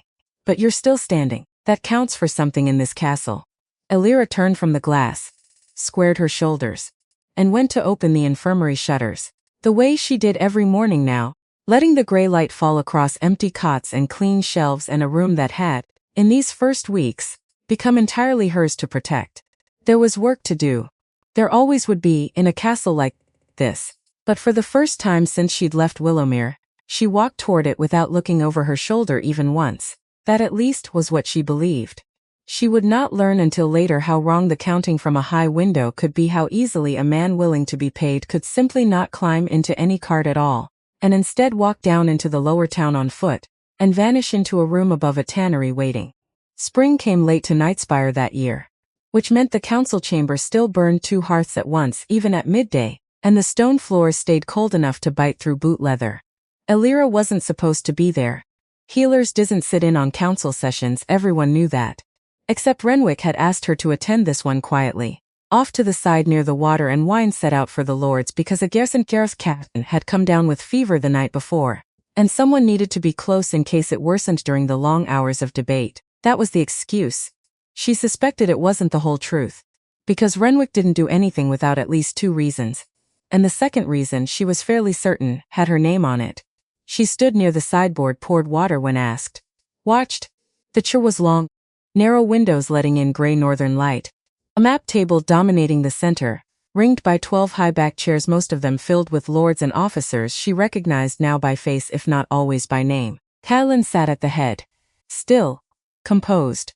Listening to Barrow drone through some grievance at us about Eastern tariffs with the patient expression of a man who had heard this particular complaint 11 already and would hear it 11 more. She watched his hands back, loosely folded, never reaching for the wine cup at his elbow unless a break in conversation gave him a genuine excuse. He barely drinks during these, she thought. Conserves even that. Which was why, when he finally did reach for the cup mid-afternoon, Barrow finally winding down, a lull settling over the room, her whole body went cold before her mind caught up to why. Because something was wrong with the way the liquid caught the light. Wine didn't usually shimmer like that. Not unless something has been stirred into it recently. Something not fully dissolved. Wait, the word left her before she'd decided to say it. Too loud for the room. Every head turned. Kaylin's hand stopped an inch from his lips. Don't, she said, quieter now, moving fast across the stone floor, ignoring the murmurs, ignoring Barrow's affronted glare. Don't drink that. Explain yourself, Ashgrave said from somewhere to her left. Cold. Amused almost, she didn't look at him, couldn't spare the attention. She reached the table, took the cup gently from Kaylin's hand before he could decide whether to trust her instinct over his own. Lifted it. Smelled it. Bitter. Faint, almost sweet underneath, the same smell that had haunted her dreams for weeks straight. Foxglove, she said. Flat. Find in his wine. The room went utterly silent. Chaos, when it finally broke, moved fast. Garrett was on his feet before she'd finished the sentence. Hand already at his blade, eyes sweeping the room like a man counting threats. Renwick's face had gone the color of old parchment. Barrow sputtered something indignant. Corvin said nothing at all, which somehow felt louder than everyone else's noise combined. Ashgrave didn't move. That was the detail Alira's mind snagged on, even as the room dissolved into shouting and scraping chairs. Everyone else reacted. Ashgrave simply watched, calm as still water. Which means either he's innocent enough not to panic, she thought, or he's guilty enough to know panicking would give him away. She didn't have time to decide which. Seal the chamber, Kaylin said. Not loud. He never needed to be loud. But something in his voice cut through the noise like a blade through fog, and the room obeyed instantly. Guards moved to the doors. No one leaves until the wine service is accounted for. Every jug, every cup. He rose. Deliberate, the same unhurried menace she'd first seen him at the mark. Except there was nothing protective in it. Only cold, calculated fury held on a very short leash. Someone in this room, he said, voice pitched to carry to every corner, attempted to poison me 30 seconds ago. I intend to know who before this chamber empties. No one answered. He hadn't expected anyone to.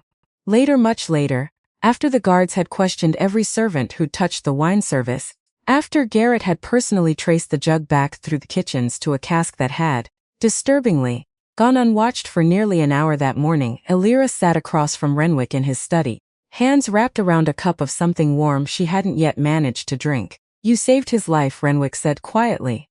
Like the words still didn't quite fit in his mouth. I got lucky. No, he set down his own cup, looked at her directly. Luck does not know what refined foxglove looks like floating in wine.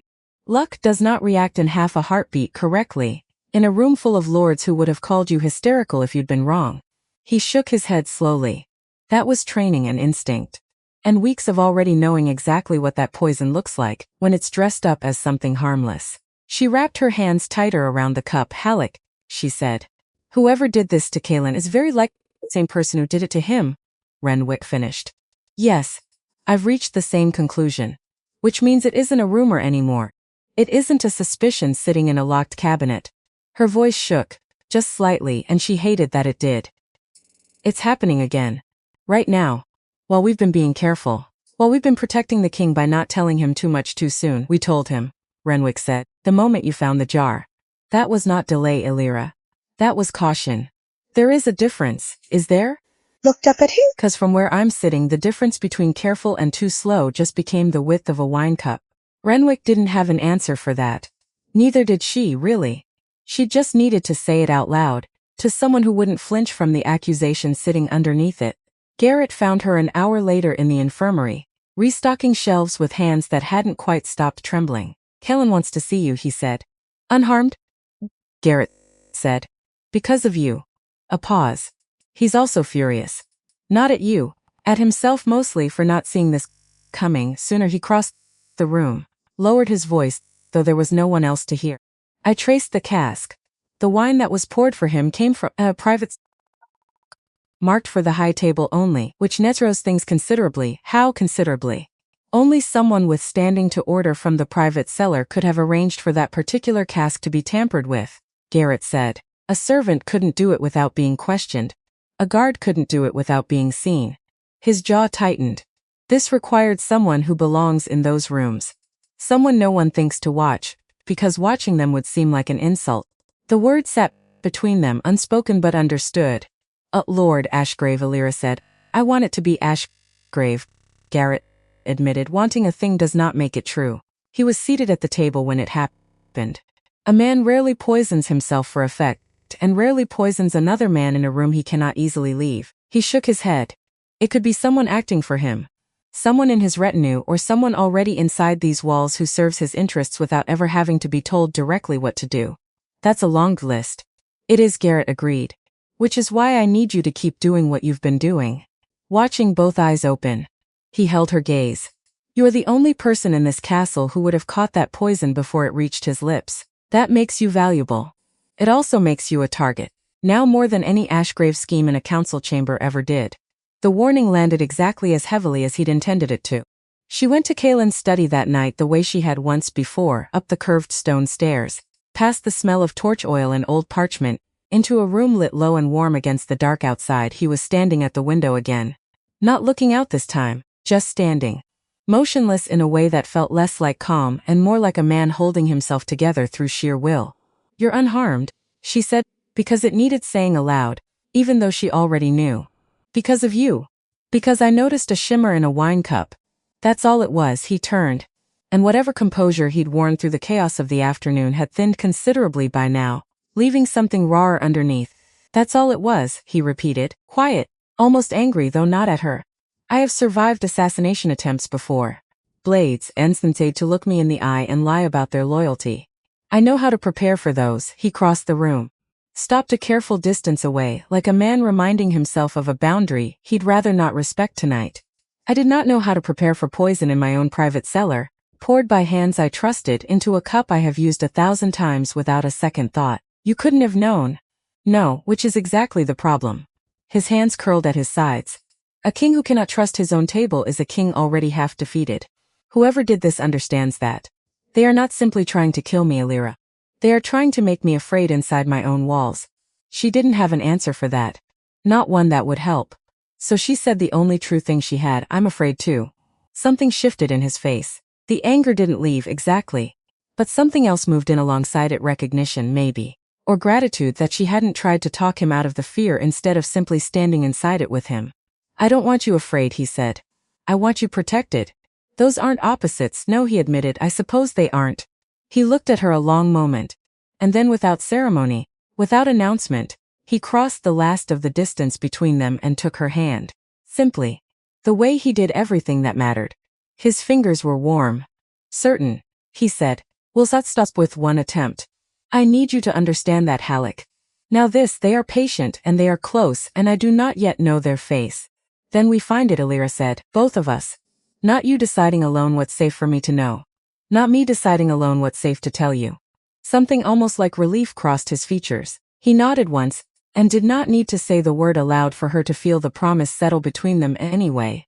Corin heard about the poisoning 3 days later, from a garrison rumor half true and twice removed from the actual chamber. He heard it the way he heard most things now, sideways, from men who didn't fully trust him, delivered with the particular carelessness reserved for outsiders who hadn't yet proven themselves worth better information. He filed it away, didn't react. Because that was the thing about patience.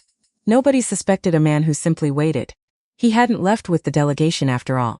He'd told Barrow's steward he had trade business to settle in the lower town, a debt owed him by a merchant, plausible enough that no one questioned it, small enough that no one thought to remember it afterward. He'd waved off the last cart from a tavern doorway and watched it go, and felt no particular grief in watching it. Because the coin Ashgrave's man had promised him was worth considerably more than his standing in Barrow's retinue. He'd been waiting weeks now, in a rented room above a tannery that smelled exactly as bad as its trade suggested. Waiting for a message. Waiting for the second half of payment that had been promised the moment he'd confirmed which tower housed the healer. He hadn't confirmed it directly, hadn't needed to. A little coin spent on the right servant's loose tongue had told him everything. The North Tower, the infirmary, Alira's Tower, the garrison men were calling it now, half in affection. Alira's Tower. He'd laughed the first time he heard that. Actually laughed. Alone in that rancid little room, because the idea of her having a tower at all, her, who used to apologize for taking up too much space on their shared bed, struck him as almost too absurd to process. She always did, like pretending she was more than she was, he thought. Convenient that a king's charity finally gave her the stage to perform it properly. The bitterness surprised even him some nights. He told himself it wasn't about her at all. It was about the money. Ashgrave's man had been very clear, confirm the healer's location, keep her isolated from the king's protection long enough for a private conversation. and the second payment would clear whatever debts still chained him to Barrow's diminishing patience. Just a conversation, the man had said. Nothing more than that. Lord Ashgrave simply wishes certain leverage confirmed before he moves forward. Corin hadn't asked what leverage meant. Hadn't wanted to know badly enough to risk the question. But sitting alone in that room above the tannery, turning a coin over and over between his fingers, he found himself thinking about her more than the job required. About the way she used to flinch at raised voices, even ones not raised at her. About the particular satisfaction of watching someone learn slowly, carefully, exactly how small they were allowed to become. I could remind her of that, he thought, given the chance. And that thought dangerous, personal, nothing at all to do with Ashgrave's coin was the one that finally convinced him to send word he was ready to move. The message came to Nell first, the way messages always found their way to servants before anyone thought to guard against it. A boy from the lower town, breathless, said a healer was needed urgently at a cottage past the mill, a woman gone into early labor, no midwife for miles. Nell laid it exactly as she'd received it, no reason not to, it was on its face an ordinary emergency. The kind Alira had answered a dozen times already since her arrival at Nightspire. I'll go, Alira said, already gathering her satchel. Should be back before dark. Take someone with you, Nell said. Automatic. The habit of a castle that had learned recently and painfully not to let anyone move alone through uncertain territory. It's a birth, Nell, not a battlefield. I'll move faster alone, she should have listened. She would think that later, more times than she cared to count. But nothing about the message had felt wrong. Nothing about the boy's breathless urgency had seemed rehearsed. And months of learning to trust her own judgment again had made her perhaps slightly too confident in exactly the wrong moment. She left through the lower gate, as the afternoon light was already beginning to slant gold and long across the hillside, and she did not look back at the tower that had by now become the closest thing to home she'd had since Willowmere. The cottage past the mill was empty. Not abandoned, empty. No fire in the hearth, no sound of labor, no midwife, no anxious husband pacing the yard. Just silence, dust motes hanging still in a single shaft of late light through a broken shutter. Her stomach dropped before her mind finished the thought. Something is wrong. Something, Alira? She spun, and the world tilted just slightly the way it always used to when that particular voice found her in a room she hadn't expected him to be in. Corin stood in the cottage doorway, blocking it, arms loose at his sides, the same easy posture he used before the quiet cruelty started, back when she'd still mistaken it for calm. There's no birth here, he said. Almost gentle, I'm sorry for the trick. It seemed the only way you'd come without an escort. Get out of my way. That's not very healer-like language. A small smile. The one that used to make her stomach drop for entirely different reasons, back before she'd learned what it actually meant. I only want to talk. We have nothing to talk about. Don't we? He stepped further into the room, not fast, not threatening exactly, not in a way anyone watching from a distance would have called violent, just closer than the room's size required. You disappeared, Alira. No word. No expletives, and you simply vanished in the night. I was something to escape. You were. Something flickered behind his eyes. Not hurt exactly, something colder. I loved you, he said. You told me I was worth very little, she said, steady. Steadier than she felt. Every day. In small enough pieces that I almost didn't notice it adding up. That isn't love, Corin. I know that now. Because a king told you so? His voice sharpened just slightly. Because you found a bigger house and decided the man who actually knew you all those years was suddenly the villain of the story? Because I finally believed myself, she said. That's all it took. Me. He crossed the last of the distance between them, faster than she expected, and her whole body went rigid with old, remembered fear. His hand closed around her wrist, not crushing, just firm enough to remind her exactly how much stronger he was. You're going to come with me, he said, again, quiet in the old, terrible way. Quietly. Because if you scream, it gets hurt who doesn't need to be. And because Ashgrave is paying rather well for a conversation with you, Alira, and I intend to have it. Her mind went cold and very clear, the way it sometimes did in the middle of crisis, all the panic compressing down into something almost useful. Ashgrave. He's working for Ashgrave. Which means this was never really about me at all. I'm leverage. I'm a weapon aimed at Kalon, and Corin is simply the hand, she said. No, he said, simple. Certain, she thought, fast of every remedy she carried in her satchel. Thought of powders that could sting eyes, herbs that could numb, anything at all that might buy her the half-second she needed. She never got the chance to use any of it. Because the door behind Corin exploded inward, splinters scattering across the dusty floor, and something enormous and dark and moving faster than anything that size should be able to move, crossed the room in a single motion that ended with Corin flat on his back, a clawed hand pinning him to the floorboards, a low growl rolling through the cottage like distant thunder-given voice. Not the man, not entirely. Something between the shape a Lycan wore when instinct outran thought entirely, when protection stopped being a decision and became simply what the body did. Corin didn't move. Couldn't, pinned as he was, breath coming fast and shallow beneath a weight that could have ended him in half a heartbeat and clearly wasn't, only because some sliver of control still remained behind those pale, furious eyes. Kaylin, her voice cracked through the growl like a single clear note through storm noise, and something in his enormous frame stilled, just slightly, at the sound of it. He's not worth it, she said. Careful, steady, though her heart hammered hard enough to hurt. Don't let him take anything else from either of us. Nah. A long moment passed. The growl didn't fully fade, but it lowered and the pressure on Corin's chest eased just enough for him to drag in a full breath. Please, it's Lick said. Quieter now. And Kaylin, trembling with the effort of it, pulled back.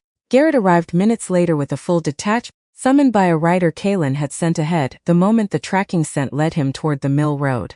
Corin was bound, hauled upright, shaking with something that might have been fear, and might simply been the aftermath of nearly dying at a king's claws. He was working for Ashgrave, said, still catching her own breath, still feeling the ghost of Corin's grip around her wrist. He said it himself, confirming a conversation leverage. Garrett's expression went very still. That's enough to hold him, he said. It is not enough yet to touch Ashgrave. A hired hand's come under duress with counsel that already doubts the king's judgment where you're concerned.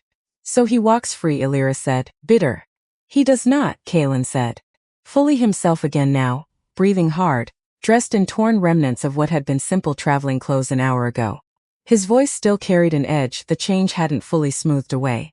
Corin does not walk free from Nightspire's justice, regardless of what Ashgrave manages to protect himself from. That much, I can promise absolutely.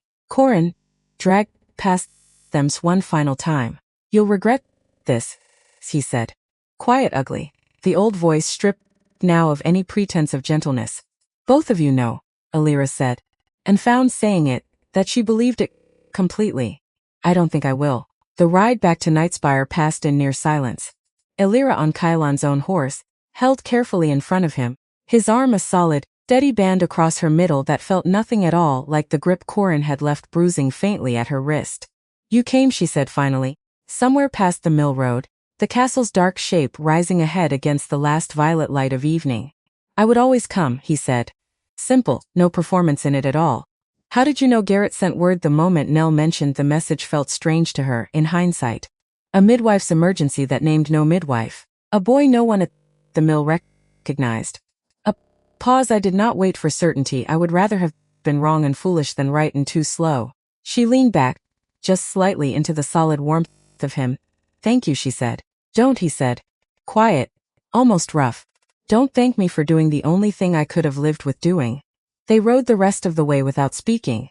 Not because there was nothing left to say, because some things, she was learning, didn't need saying at all. They simply needed to be true, and felt and carried quietly the rest of the way home. Ashgrave's reaction when word reached him 3 days later that his hired hand had been captured and his scheme partially unraveled, was not panic. It was patience. He wrote no angry letters, made no public denials. Simply waited, the way he always waited, for the council to convene its next formal session, and when it did, he stood, calm as still water, and made his move with the precision of a man who had planned for exactly this contingency long before it arrived. A man in the Western delegation's service, acting entirely alone, attempted an unfortunate act of intimidation against the king's household, he said, voice carrying easily through the chamber. I am of course horrified to learn any member of a delegation I traveled alongside would behave so dishonorably. I had no knowledge of his intentions, none whatsoever. He named you, Garrett said flat, from his place near the door. Before witnesses, a frightened man, captured and threatened, will name whoever he believes might save him, Ashgrave said smoothly. I would remind the council that desperate accusations are not evidence. I would also remind the council, and here his eyes found Kaylin's, cold and unhurried, That a king who cannot secure his own private cellar from tampering, and whose household attracts assassins with alarming regularity since the arrival of one particular commoner healer, is perhaps not the picture of stability this council should be reassured by. The room went very quiet. Elira, standing once more near the sideboard, felt the accusation land like a physical blow. Not because it was true. Because it was clever enough that truth had stopped mattering the moment he'd finished speaking it. Kaelin's jaw tightened, barely perceptible to anyone who hadn't spent weeks learning to read the small, careful language of his stillness. The council will have my full account of these events, he said. Controlled. Written, detailed.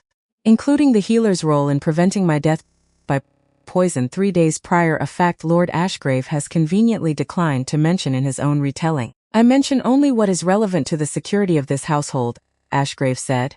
Whether a commoner's presence within it constitutes a security risk of its own is, I would suggest, precisely question this council should now be asking. He sat, calm, certain. A man who had lost a pawn and immediately repositioned the board to make the loss look like an opportunity instead. Elira understood, watching him settle back into his chair with that faint, cold smile still resting on his mouth, that Corrin's capture had not ended anything at all. It had simply opened the next front of a war that had never once, since the moment she gripped a stranger's fur mantle in a crowded market, been only about her. That night, in the garden where so much of this had started, Kaelin found her among the meadowsweet, now grown tall and fragrant in the full arrival of spring. He'll press the council for weeks, he said, without preamble, sitting heavily on the low stone wall beside the herb bed. Months if he thinks it serves him. He is patient in exactly the way that frightens me most. I'm not leaving, said. Before he could ask, before the question could even fully form between them. Whatever he presses, whatever it costs.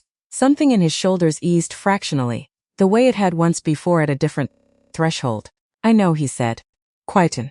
I simply needed to hear you say it again. She sat beside him. The meadowsweet stirred faintly in the evening breeze, carrying its sharp green scent between them. We stopped one attempt, she said. On your life, on me. We're still standing, we are, he agreed. But Ashgrave does not need to win outright, Elira. He only needs the council doubting long enough to force a vote he believes he can control. Patience is his entire strategy. He will simply keep finding new doors to knock on until one of us tires enough to leave one unlocked. Then we don't tire, she said. And we don't leave anything unlocked. He looked at her a long moment, something unguarded moving openly across his face for once, without the careful architecture he wore everywhere else in this castle. He didn't say the word this time. He simply reached over and folded her hand into his, and let the silence carry what the word had carried before. Torin found her the next morning in the infirmary, uncharacteristically quiet, which was how she knew before he said a word that he'd already heard everything. You could have died, he said. No greeting, just that, dropped flat onto the work table between them like something too heavy to carry politely. I didn't because Kaelin reached you in time. Because Garrett trusted Nell's instinct about a strange message.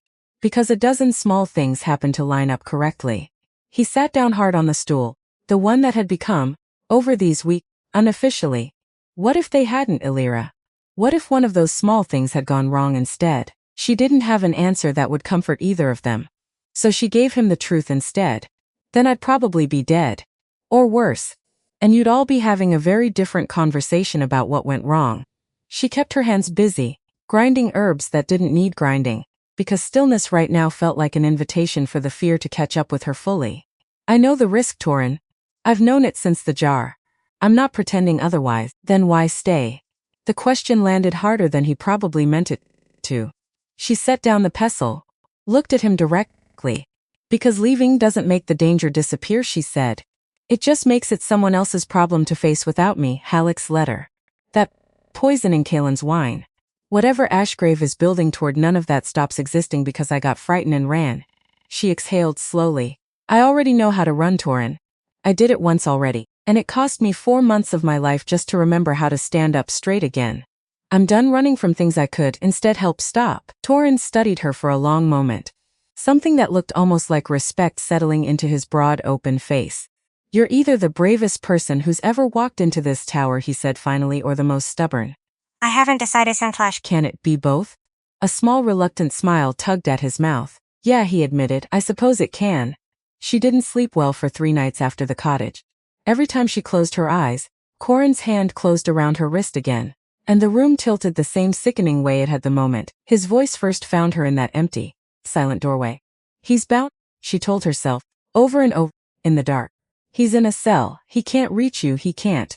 Except knowing a thing and believing it were not the same. Her body hadn't caught up to what her mind already understood. Some nights it simply refused to. On the fourth night, she gave up trying to sleep entirely and sat instead at the narrow window, watching moonlight silver the garden stones below.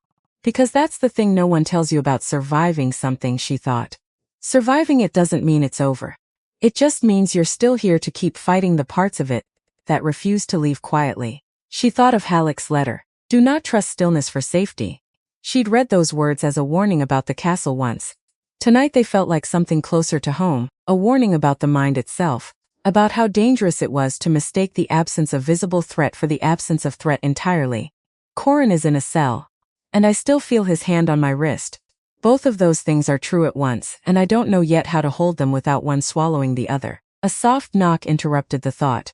She startled, hand instinctively reaching for the small knife she now kept within reach at all times, a habit born in that cottage doorway, one she doubted she'd ever fully unlearn. It's Nell, came the voice through the door. Quiet, careful, the way Nell had been careful with her ever since the mill road. Elira let her in.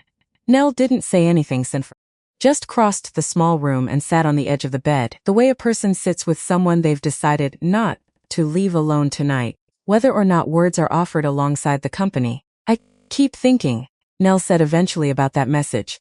The boy at the gate. I should have asked more questions.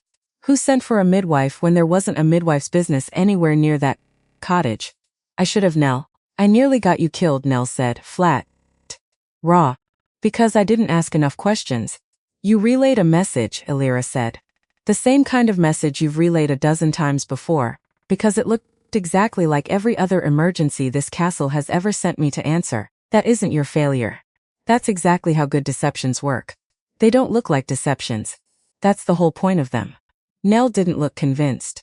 Elira reached over, took her hand steadier now than it had been minutes before the knock. She realized, simply from having someone else's fear to hold alongside her own. We're both still here, Elira said. That's what matters tonight. Not what almost happened, what didn't. They sat together a long while after that, saying very little, the moonlight slowly crossing the floor between them, and for the first time in 4 nights, Elira felt something in her chest loosen enough to let sleep finally. Mercifully, Renwick summoned her and Garrett both 3 days later, his study lit by more candles than usual, the ledgers on his desk stacked higher than she'd seen them before. I've traced the private seller's supply chain, he said, without preamble, the exhaustion in his voice suggesting he'd spent most of the intervening nights doing exactly that instead of sleeping. Every hand that touched that cask, from delivery through to the council chamber. 12 people in total had legitimate access during the window in question. 12 is still too many, Garrett said. 11 of the 12, Renwick continued, have accounts of their whereabouts corroborated by at least one other witness during the relevant hour. The 12th, he paused, and something crossed his face that looked distinctly like reluctance. Does not. Who? Elira asked. A steward's assistant. Young man's recently brought into service. Renwick's mouth thinned. Recommended for the position I have now confirmed, by a letter carrying Lord Ashgrave's personal seal. The room went very still. You're certain? Garrett said. I have the letter itself, Renwick said. Retrieved from the household records this afternoon. It is not proof of poisoning. It is proof that Ashgrave placed a man of his own choosing inside this castle's private service. Mere weeks before that man's unaccounted hour coincided precisely with the tampering of a cask meant only for the king's table. That's enough to question him, Elira said. It is enough to question him, Renwick agreed. It will not, on its own, be enough to move a council already primed by Ashgrave himself to distrust anything resembling an accusation against him. He has spent this entire encounter preparing his own defense before the crime was even fully committed. That is not the behavior of an amateur. That is the behavior of a man who has done this before, and learned precisely how to survive the aftermath. Sota's assistant, Garrett said, quietly. Before Ashgrave learns we've found the thread and cuts it himself. Agreed, Renwick said. Tonight. Before he has time to prepare an alibi more convincing than silence. The assistant's name was Perrin. Nervous in the particular way of a man who had signed on to something larger than himself. and was only now beginning to understand the size of it. He broke faster than any of them expected. Not because Garrett threatened him. Garrett didn't need to, his mere presence in the doorway carrying enough unspoken weight to loosen most tongues on its own. He broke because Illyra suspected, some small remaining part of him had been waiting for someone to finally ask the right question. I didn't know what it was, said, hands twisting in his lap, voice barely above a whisper. I swear it. A vial. I was told to add it to the cask reserved for the high table, nothing more. I was told it was meton. A tonic meant to ease the king's joints before a long session. Who told you? Renwick said. Perrin's throat worked. A man in Lord Ashgrave's service, he said finally. I never learned his name. I was recommended to this household through Lord Ashgrave's letter, and I understood, without ever being told directly, that my position here depended on doing as I was asked when the request came. That's the same pattern, Illyra said quietly. Once Perrin had been led away under guard, once the room had emptied of everyone but herself, Garrett, and Renwick, Halleck. A request he didn't feel to refuse from someone with authority over him. Now Perrin, a young man placed here specifically, groomed to obey without question, used the moment he was needed. Ashgrave doesn't do his own poisoning, Garrett said, grim. He builds obedience into people long before he needs to use it. That's what makes him so difficult to catch. By the time the poison moves, his own hands are nowhere near it. But the letter exists, Renwick said. The recommendation. That is his handwriting. His seal, placing a man inside this castle who has now confessed, under his own word, to receiving instructions traceable back to Ashgrave's service. Enough for the council? Illyra asked. Renwick was quiet a long moment. Enough to force a formal inquiry, he said finally. Not enough, yet to force a verdict. Ashgrave will claim the man in his service acted without his knowledge. He will claim the letter recommended Perrin's character, nothing more. He has already shown us in that council chamber exactly how quickly he can turn an accusation back into evidence of someone else's instability. Then we need more, Garrett said. We need more, Renwick agreed. And we are running out of time to find it quietly. Before he realizes how close the thread has already come to his own hand. Illyra told Kellen everything that night, in the study lit low against the dark, the same room where he'd once asked her to trust him with the truth of Corin, weeks and what felt like an entire lifetime ago. He listened without interrupting, the way he always did, hands still on the map table, jaw tightening incrementally with every new piece she laid before him. Perrin, he said when she'd finished. A boy no older than 20 placed in my own household to be used the moment Ashgrave required a tool. He didn't know what the vial was, Illyra said. I believe that much at least. That does not make him innocent. It makes him convenient. Kailanzan's voice carried an edge she'd rarely heard from him. Something closer to the growl she'd heard in that cottage doorway than the careful stillness he wore everywhere else. Ashgrave builds his weapons from people too frightened, or too desperate, to ask what they're truly being asked to do. Halleck refused to stay silent, so Halleck died. Perrin was young enough, knew enough, that silence cost him nothing he understood the price of. And me, Illyra said quietly. Corin, someone else Ashgrave found already broken enough to use. Something in Kellen's expression shifted, softened, even through the anger still simmering beneath it. Yes, he said. You as well. Though I would remind you, Illyra, that you are the only piece on his board who has ever refused to move the way he intended. That's not comforting. It just means he'll try harder next time. No, Kalen said. It means he has already lost more ground in these past weeks than he lost in 2 years of careful maneuvering before you arrived. A man like Ashgrave does not fear failure. He fears exactly what you represent, a variable he cannot fully predict, standing close enough to the throne to matter. She sat with that a long moment, turning it over the way she'd learned to turn over every dangerous thing in this castle now, examining it from every side before deciding how much weight to give it. Then we keep being unpredictable, she said finally, both of us, until he runs out of moves that don't lead straight back to his own door. Kalen crossed the room, took her hand, the same simple, certain gesture that had become, over these weeks, its own quiet prompt. And outside, beyond the narrow windows, the last of winter's chill finally broke fully into spring.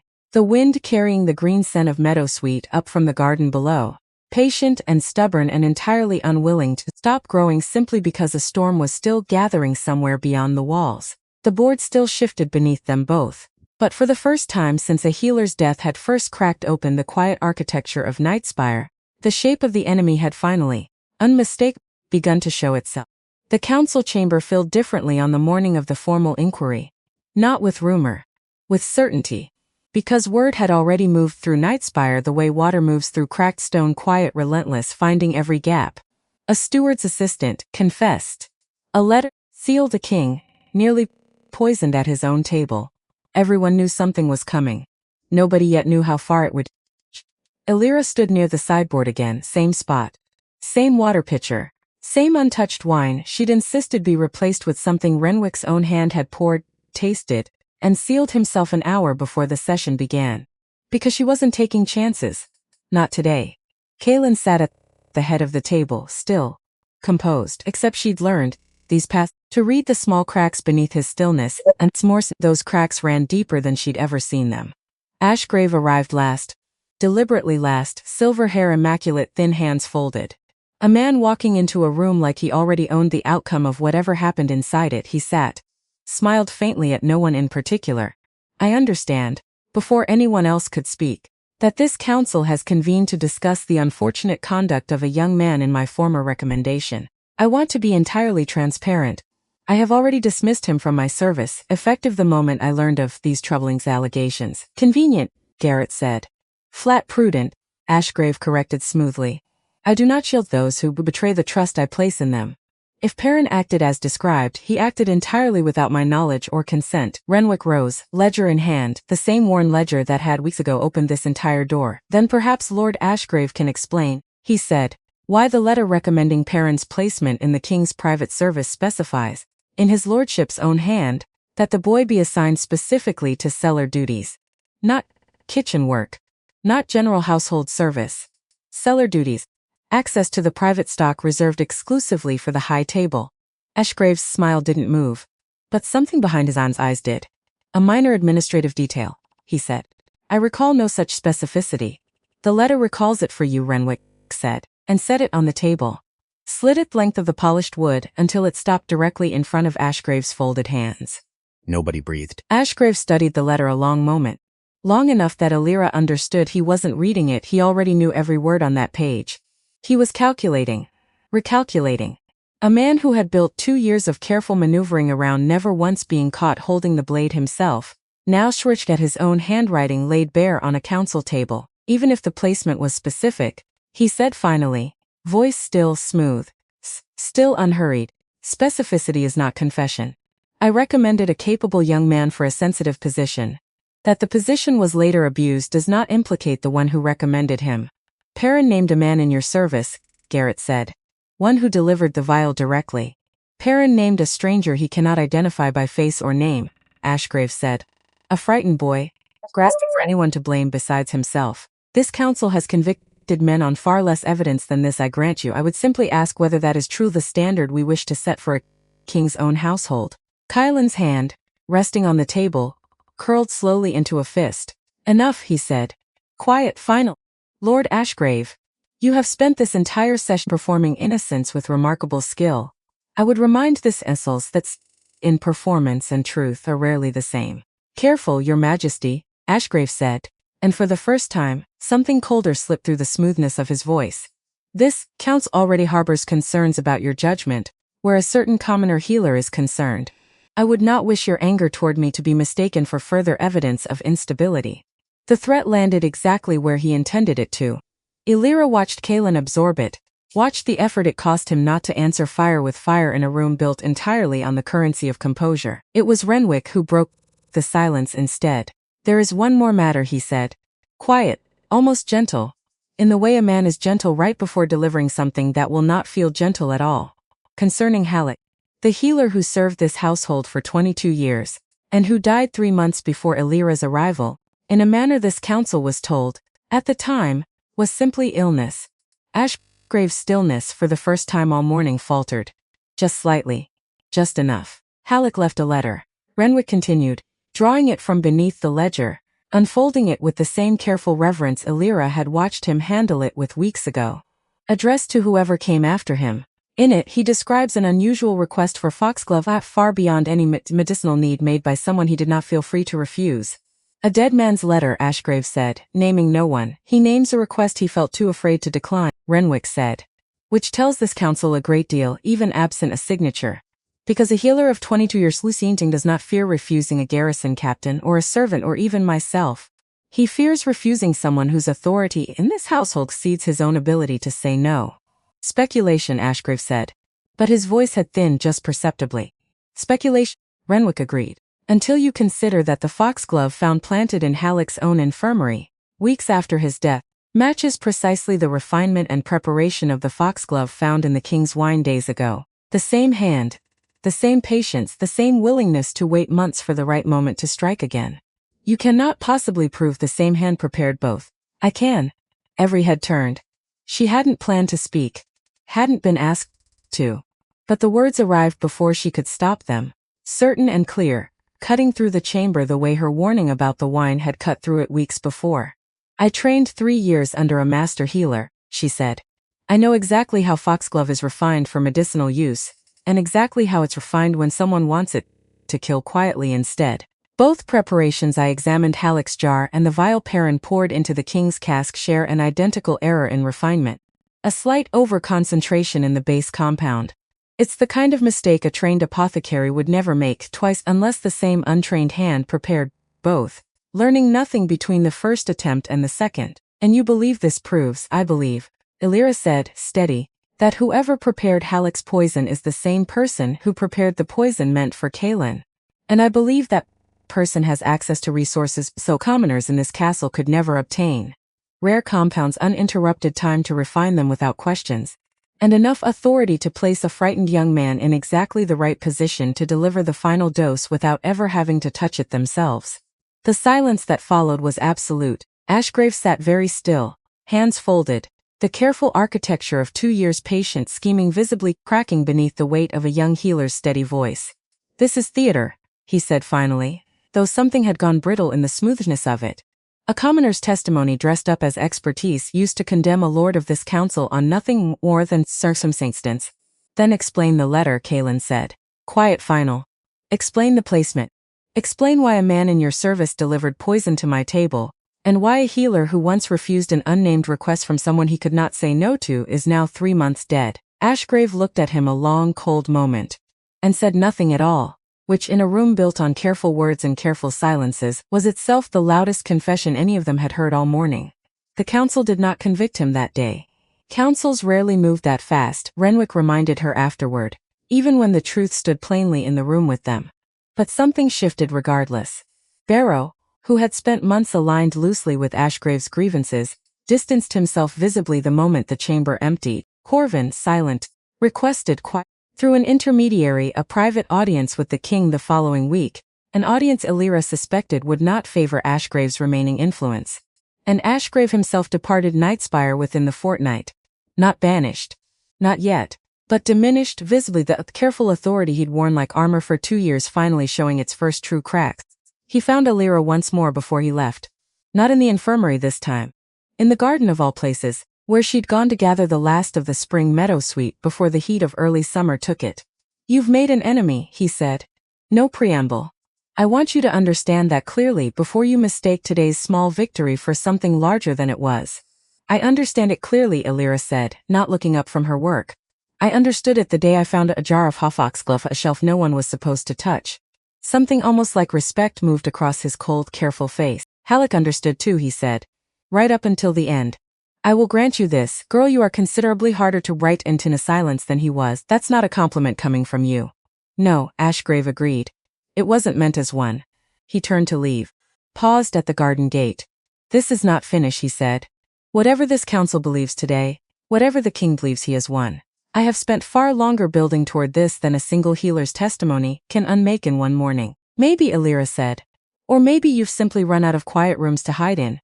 He didn't answer that. Simply let silver hair catching the early summer light, and Illyra watched him go with the same careful attention she'd learned to give every danger in this castle, both eyes open, nothing dismissed, nothing yet fully trusted to be over. It was Renwick, 3 weeks later, who uncovered the final thread, the one none of them had thought to pull. He came to Kaelin's study late one evening, Illyra already there, the 3 of them having fallen into a rhythm of quiet strategy sessions that had become, without anyone announcing it, simply how the castle now governed itself against threats too patient to be solved in a single council session. I found something, Renwick said, and something in his voice made both of them go still immediately. In Halleck's old correspondence. A name I did not expect. He set a second letter on the table. Older. Yellowed at the edges. This was sent to Halleck 4 years ago, Renwick said. Before Ashgrave's influence had grown to what it is now. It concerns a private matter requested in confidence, and I would have dismissed it entirely as irrelevant if not for one detail. He paused the seals. Kai looked down at the letter went the color of old ash. Isolde? He said, barely above a whisper. Elira's breath caught his wife, the one who left, the one Torin had mentioned once, in passing, with such careful reluctance. Months ago in the infirmary there was someone once, and he doesn't speak of it, and none of us ask. She wrote to Halleck, requesting a compound discreetly quietly, for what she described as her own private health matters. Halleck refused, according to his own notation here, believing the request unusual enough to warrant caution. I do not believe reading this now that her request was ever about her health at all. What was it about? Kaelin said. Voice flat. Wick hesitated. I believe, he said carefully, that Isolde was testing, 4 years ago, whether Halleck could be persuaded to provide dangerous compounds quietly, without question. When he refused her she may have simply waited. And found eventually someone far more patient and far less primpled whistling to ask the same question in her place. The room went utterly silent. Ashgrave, Elira said. I believe, Renwick said, that Isolde and Ashgrave have maintained correspondence far longer than anyone in this household suspected. I believe her departure 7 years ago was never the end of her involvement in Nightspire's affairs. I believe she has continued, from a careful distance, feeding Ashgrave exactly the kind of intimate knowledge of this household that a stranger could never obtain on his own. Kaelin didn't speak for a long moment. When he finally did, his voice carried a rawness Elira had never once heard from him, not even in the cottage doorway, not even with Corin pinned trembling beneath his claws. 7 years, he said. 7 years I told myself I simply governed poorly enough to lose a wife. That the failure was mine alone. His hands curled against the table's edge and the entire time she was still here.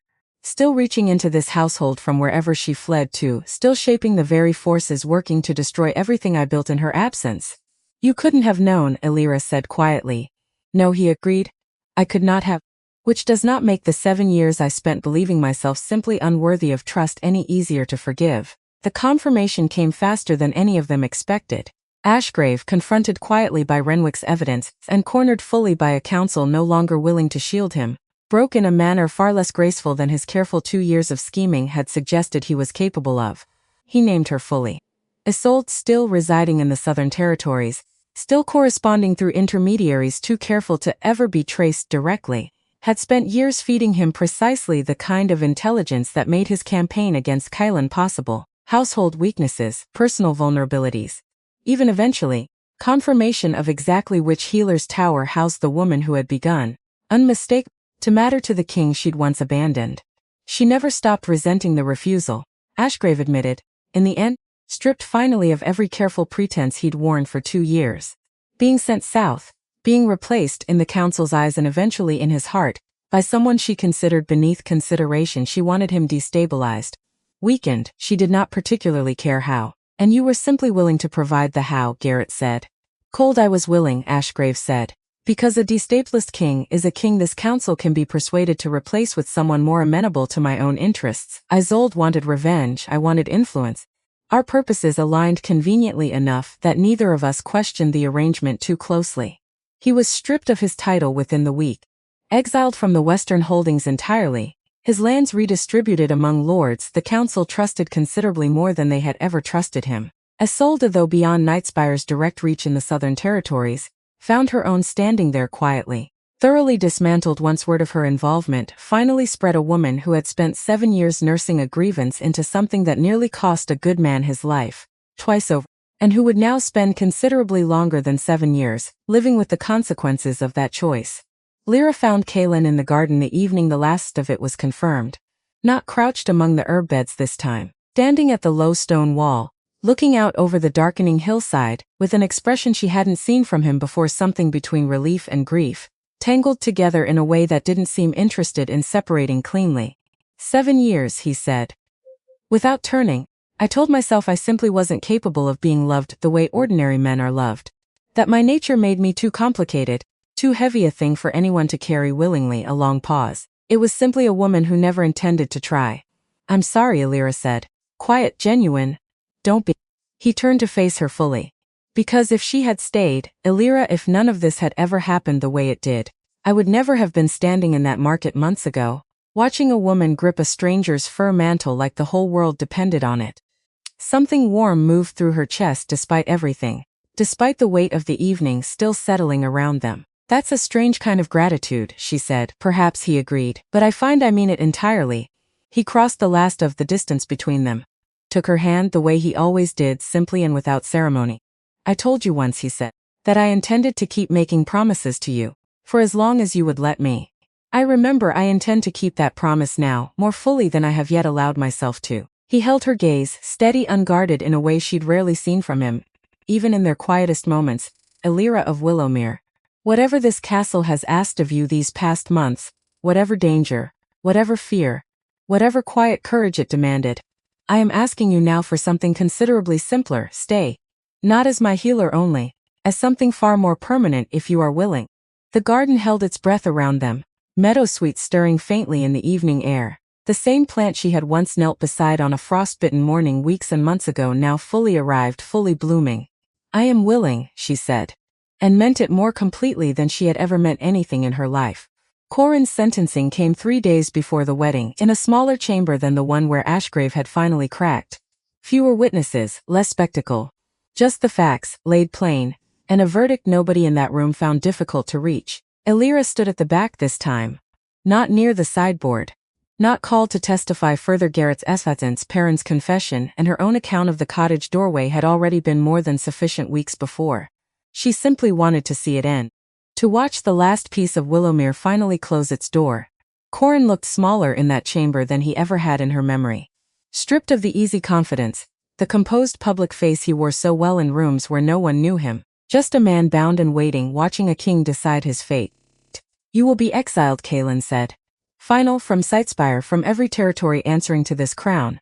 Should you set foot within these borders again, the mercy this council has shown you today will not be extended a second time. Mercy, Corin repeated, something bitter twisting his mouth. Is that what you call this? I call it considerably more than you offered her, Kaelin said. For 2 years. Corin's eyes found Alira's across the chamber, held them a long moment.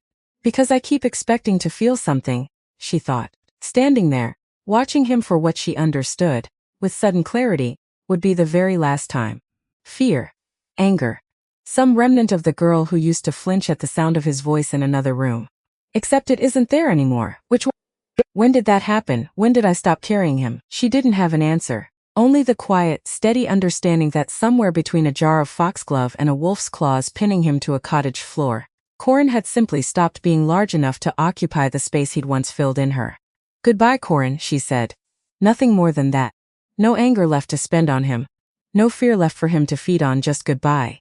He was let out without another word, and the door closed behind him with a sound that felt, to Alira, considerably more final than any lock she'd ever heard turn. She found Renwick afterward in his study, ledger closed for once, sitting in the particular stillness of a man who had spent months carrying a secret, and had only now, finally, said it. You did this, she said, standing in the doorway. All of it. You could have dismissed the jar as nothing. You could have told me to leave it on the shelf and forget I'd ever seen it. I could have, Renwick agreed. I did not, because I understood, the moment you asked me that question, that you were not going to let it go regardless of what I said. Some people carry curiosity as a burden. You carried it as an obligation. He studied her a long moment. Halleck would have liked you, I think. He valued exactly that quality above all others in the people he trained. I never met him. No, Renwick said. But you finished what he started. That is its own kind of meeting, I believe. She sat across from him, the same chair she'd sat in months ago, trembling, wrapping a jar in linen and asking herself what to do with a truth too large to carry alone. What happens now, to the infirmary? To all of it. Now, Renwick said, and something almost like warmth crept into his usually careful voice. You continue exactly as you have been. Except considerably less alone in it than you were when you started. He paused. I have watched this household for 30 years, Alira. I have seen kings crowned and lords fall and seasons turn more times than I care to count. I do not say this lightly when I tell you that what you built here out of nothing but a locked shelf and a stubborn refusal to look away is the single most important thing this castle has gained in all the years I have served it. She didn't trust herself to answer that without her voice breaking. So she simply nodded and let the silence between them carry the gratitude neither of them quite had words for. The morning of the wedding arrived pale and gold, the kind of northern summer light that made even the old gray stones of Nightspire look freshly built. Nell helped her dress in the same small stone chamber where Alira had spent her first uncertain night in this castle, candle burning low, wondering if any of it could possibly be real. Nervous? Nell asked, fastening the last of the fine embroidered clasps at Alira's shoulder. Terrified, Alira admitted. Which feels strange to say, considering everything else I've survived since I arrived here. That's different fear, Nell said. The good kind. The kind that means you have something worth losing for once, instead of nothing left to lose at all. Alira turned that over, and found, somewhat to her own surprise, that Nell was entirely right. Because this is the first fear I've felt in years that isn't asking me to become smaller, she thought. This fear just wants me to be brave enough to receive something good. Which that's new. That's an entirely new kind of terrified, and I don't hate it. Torin's already crying, Nell reported, glancing out the narrow window toward the courtyard below, where the processional path had begun to fill, denying it loudly to anyone who'll listen. Garrett's pretending not to notice him. Some things never change, no, Nell agreed. Thankfully some things don't. She finished the last clasp, stepped back, studied Alira with an expression that had softened, over these months, from careful assessment into something closer to genuine affection. You've earned this, Nell said. Simple, certain, every bit of it. Every soul who could reach the castle by the appointed morning arrived to see it. Garrison men standing at attention along the processional path, the same men Alira had stitched and bandaged and argued into resting through their stubborn refusals to admit pain. Torin cried, exactly as Nell had promised, and denied it fiercely for the rest of his life, though everyone who witnessed it remembered otherwise. Garrett said nothing at all, simply stood straighter than anyone had ever seen him stand, which for a man like Garrett amounted to an entire speech. Nell, watching from the crowd, said only, when Renwick asked her opinion of the ceremony, about time. The walled garden behind the north tower where frost had once clung stubbornly to meadowsweet stems on a cold winter morning, where a king had once knelt in the dirt examining a single green sprig, with the same careful attention he gave matters of state, bloomed now in full, unrestrained summer abundance. Standing at its center in the golden hour before the ceremony began, one hand resting against the same stone wall where Kaelin had once asked her, so careful, whether she would stay, Alira let herself finally, fully feel the whole distance she had traveled. From a cottage in Willowmere, 4 months of rebuilding, one piece at a time. From a market stall, gripping a stranger's mantle like the whole world depended on it. From a locked shelf and a jar wrapped in linen and a question she could have chosen not to ask. From fear into something else entirely. She, of Halleck's letter one final time, the words she now knew by heart. Do not trust stillness for safety. She understood it fully now. Standing here not as a warning about danger lurking in quiet rooms, though it had certainly been that too, but as something larger. A reminder that safety was never truly found by staying still and hoping nothing found you. Safety, she'd learned, was built. Deliberately. By people willing to look closely at hard things and stay and ask the questions that frightened them most. She had built this. Not alone, never alone. Not since the moment Renwick trusted her with a locked cabinet. Not since Garrett asked her to watch with both eyes open. Not since Kaelin had turned toward her instead of away in a crowded market hall. But she had built it nonetheless. With her own 2 hands. With a courage she hadn't known she possessed until circumstances demanded she find it. The bells began to ring across Nightspire's high stone towers, calling the castle to witness what all of them had, in their own ways, helped build. Alira smoothed her gown one final time, lifted her chin, and walked finally and without a single backward glance, toward the life she had chosen entirely for herself. Willa of Willowmere became Alira of Nightspire that golden summer morning, in a ceremony the entire kingdom would remember for generations, not merely as a love story, though it was certainly that, but as the story of a healer who looked, when everyone else had decided there was nothing left worth seeing, and found, in the looking, an entire life worth staying for. Years later, when garrison recruits still knew enough to believe every old story straight through, would ask Torin how it all began. He told it the same way every time, weathered by age but never once bored of the telling. There was a market, he'd say. Winter. Cold enough to crack stone. And a woman running from something she never named out loud, who grabbed the back of the biggest, most dangerous man in 5 territories without even knowing who he was. And he didn't push her away, the recruits always asked. Even though he didn't know her at all. No, Torin would say. Because that's not who he was. Never had been. He simply turned. Put himself between her and whatever she was running from. Didn't ask permission first. Didn't wait to be thanked. A pause, every time for effect. That's the whole story, really. Everything after was just 2 people learning to trust that first instinct wasn't wrong. Garrett, when asked the same question, gave shorter answers. Always did. She saved his life, he'd say. More than once. He saved hers right back. Everything else was just the 2 of them figuring out how to keep doing that every single day, for the rest of their lives. And Nell, older now, gray, fully claiming the braid that had once been merely streaked with it, offered only the same 3 words she'd given from the very beginning. About time, she'd say, and smile. And say nothing more, because some stories didn't need embellishing to be understood completely. The infirmary Illyra built in those first uncertain weeks remained. Decades later, the beating heart of Nightspire's North Tower expanded twice, restocked 100 times over. Staffed eventually by healers, she'd trained herself with the same patient thoroughness Marin had once given her in Willowmere. A small wooden box sat always on a shelf near her work table. Pressed flowers. A carved wooden bird, worn smooth from years of being turned over in careful hands. And a folded letter, read so many times its creases had gone soft as signed only with a single initial that had come, over the years, to mean something like courage itself. Be careful, it still read in ink, gone faint with age. Be thorough and do not trust stillness for safety. She kept it close, not as a warning anymore.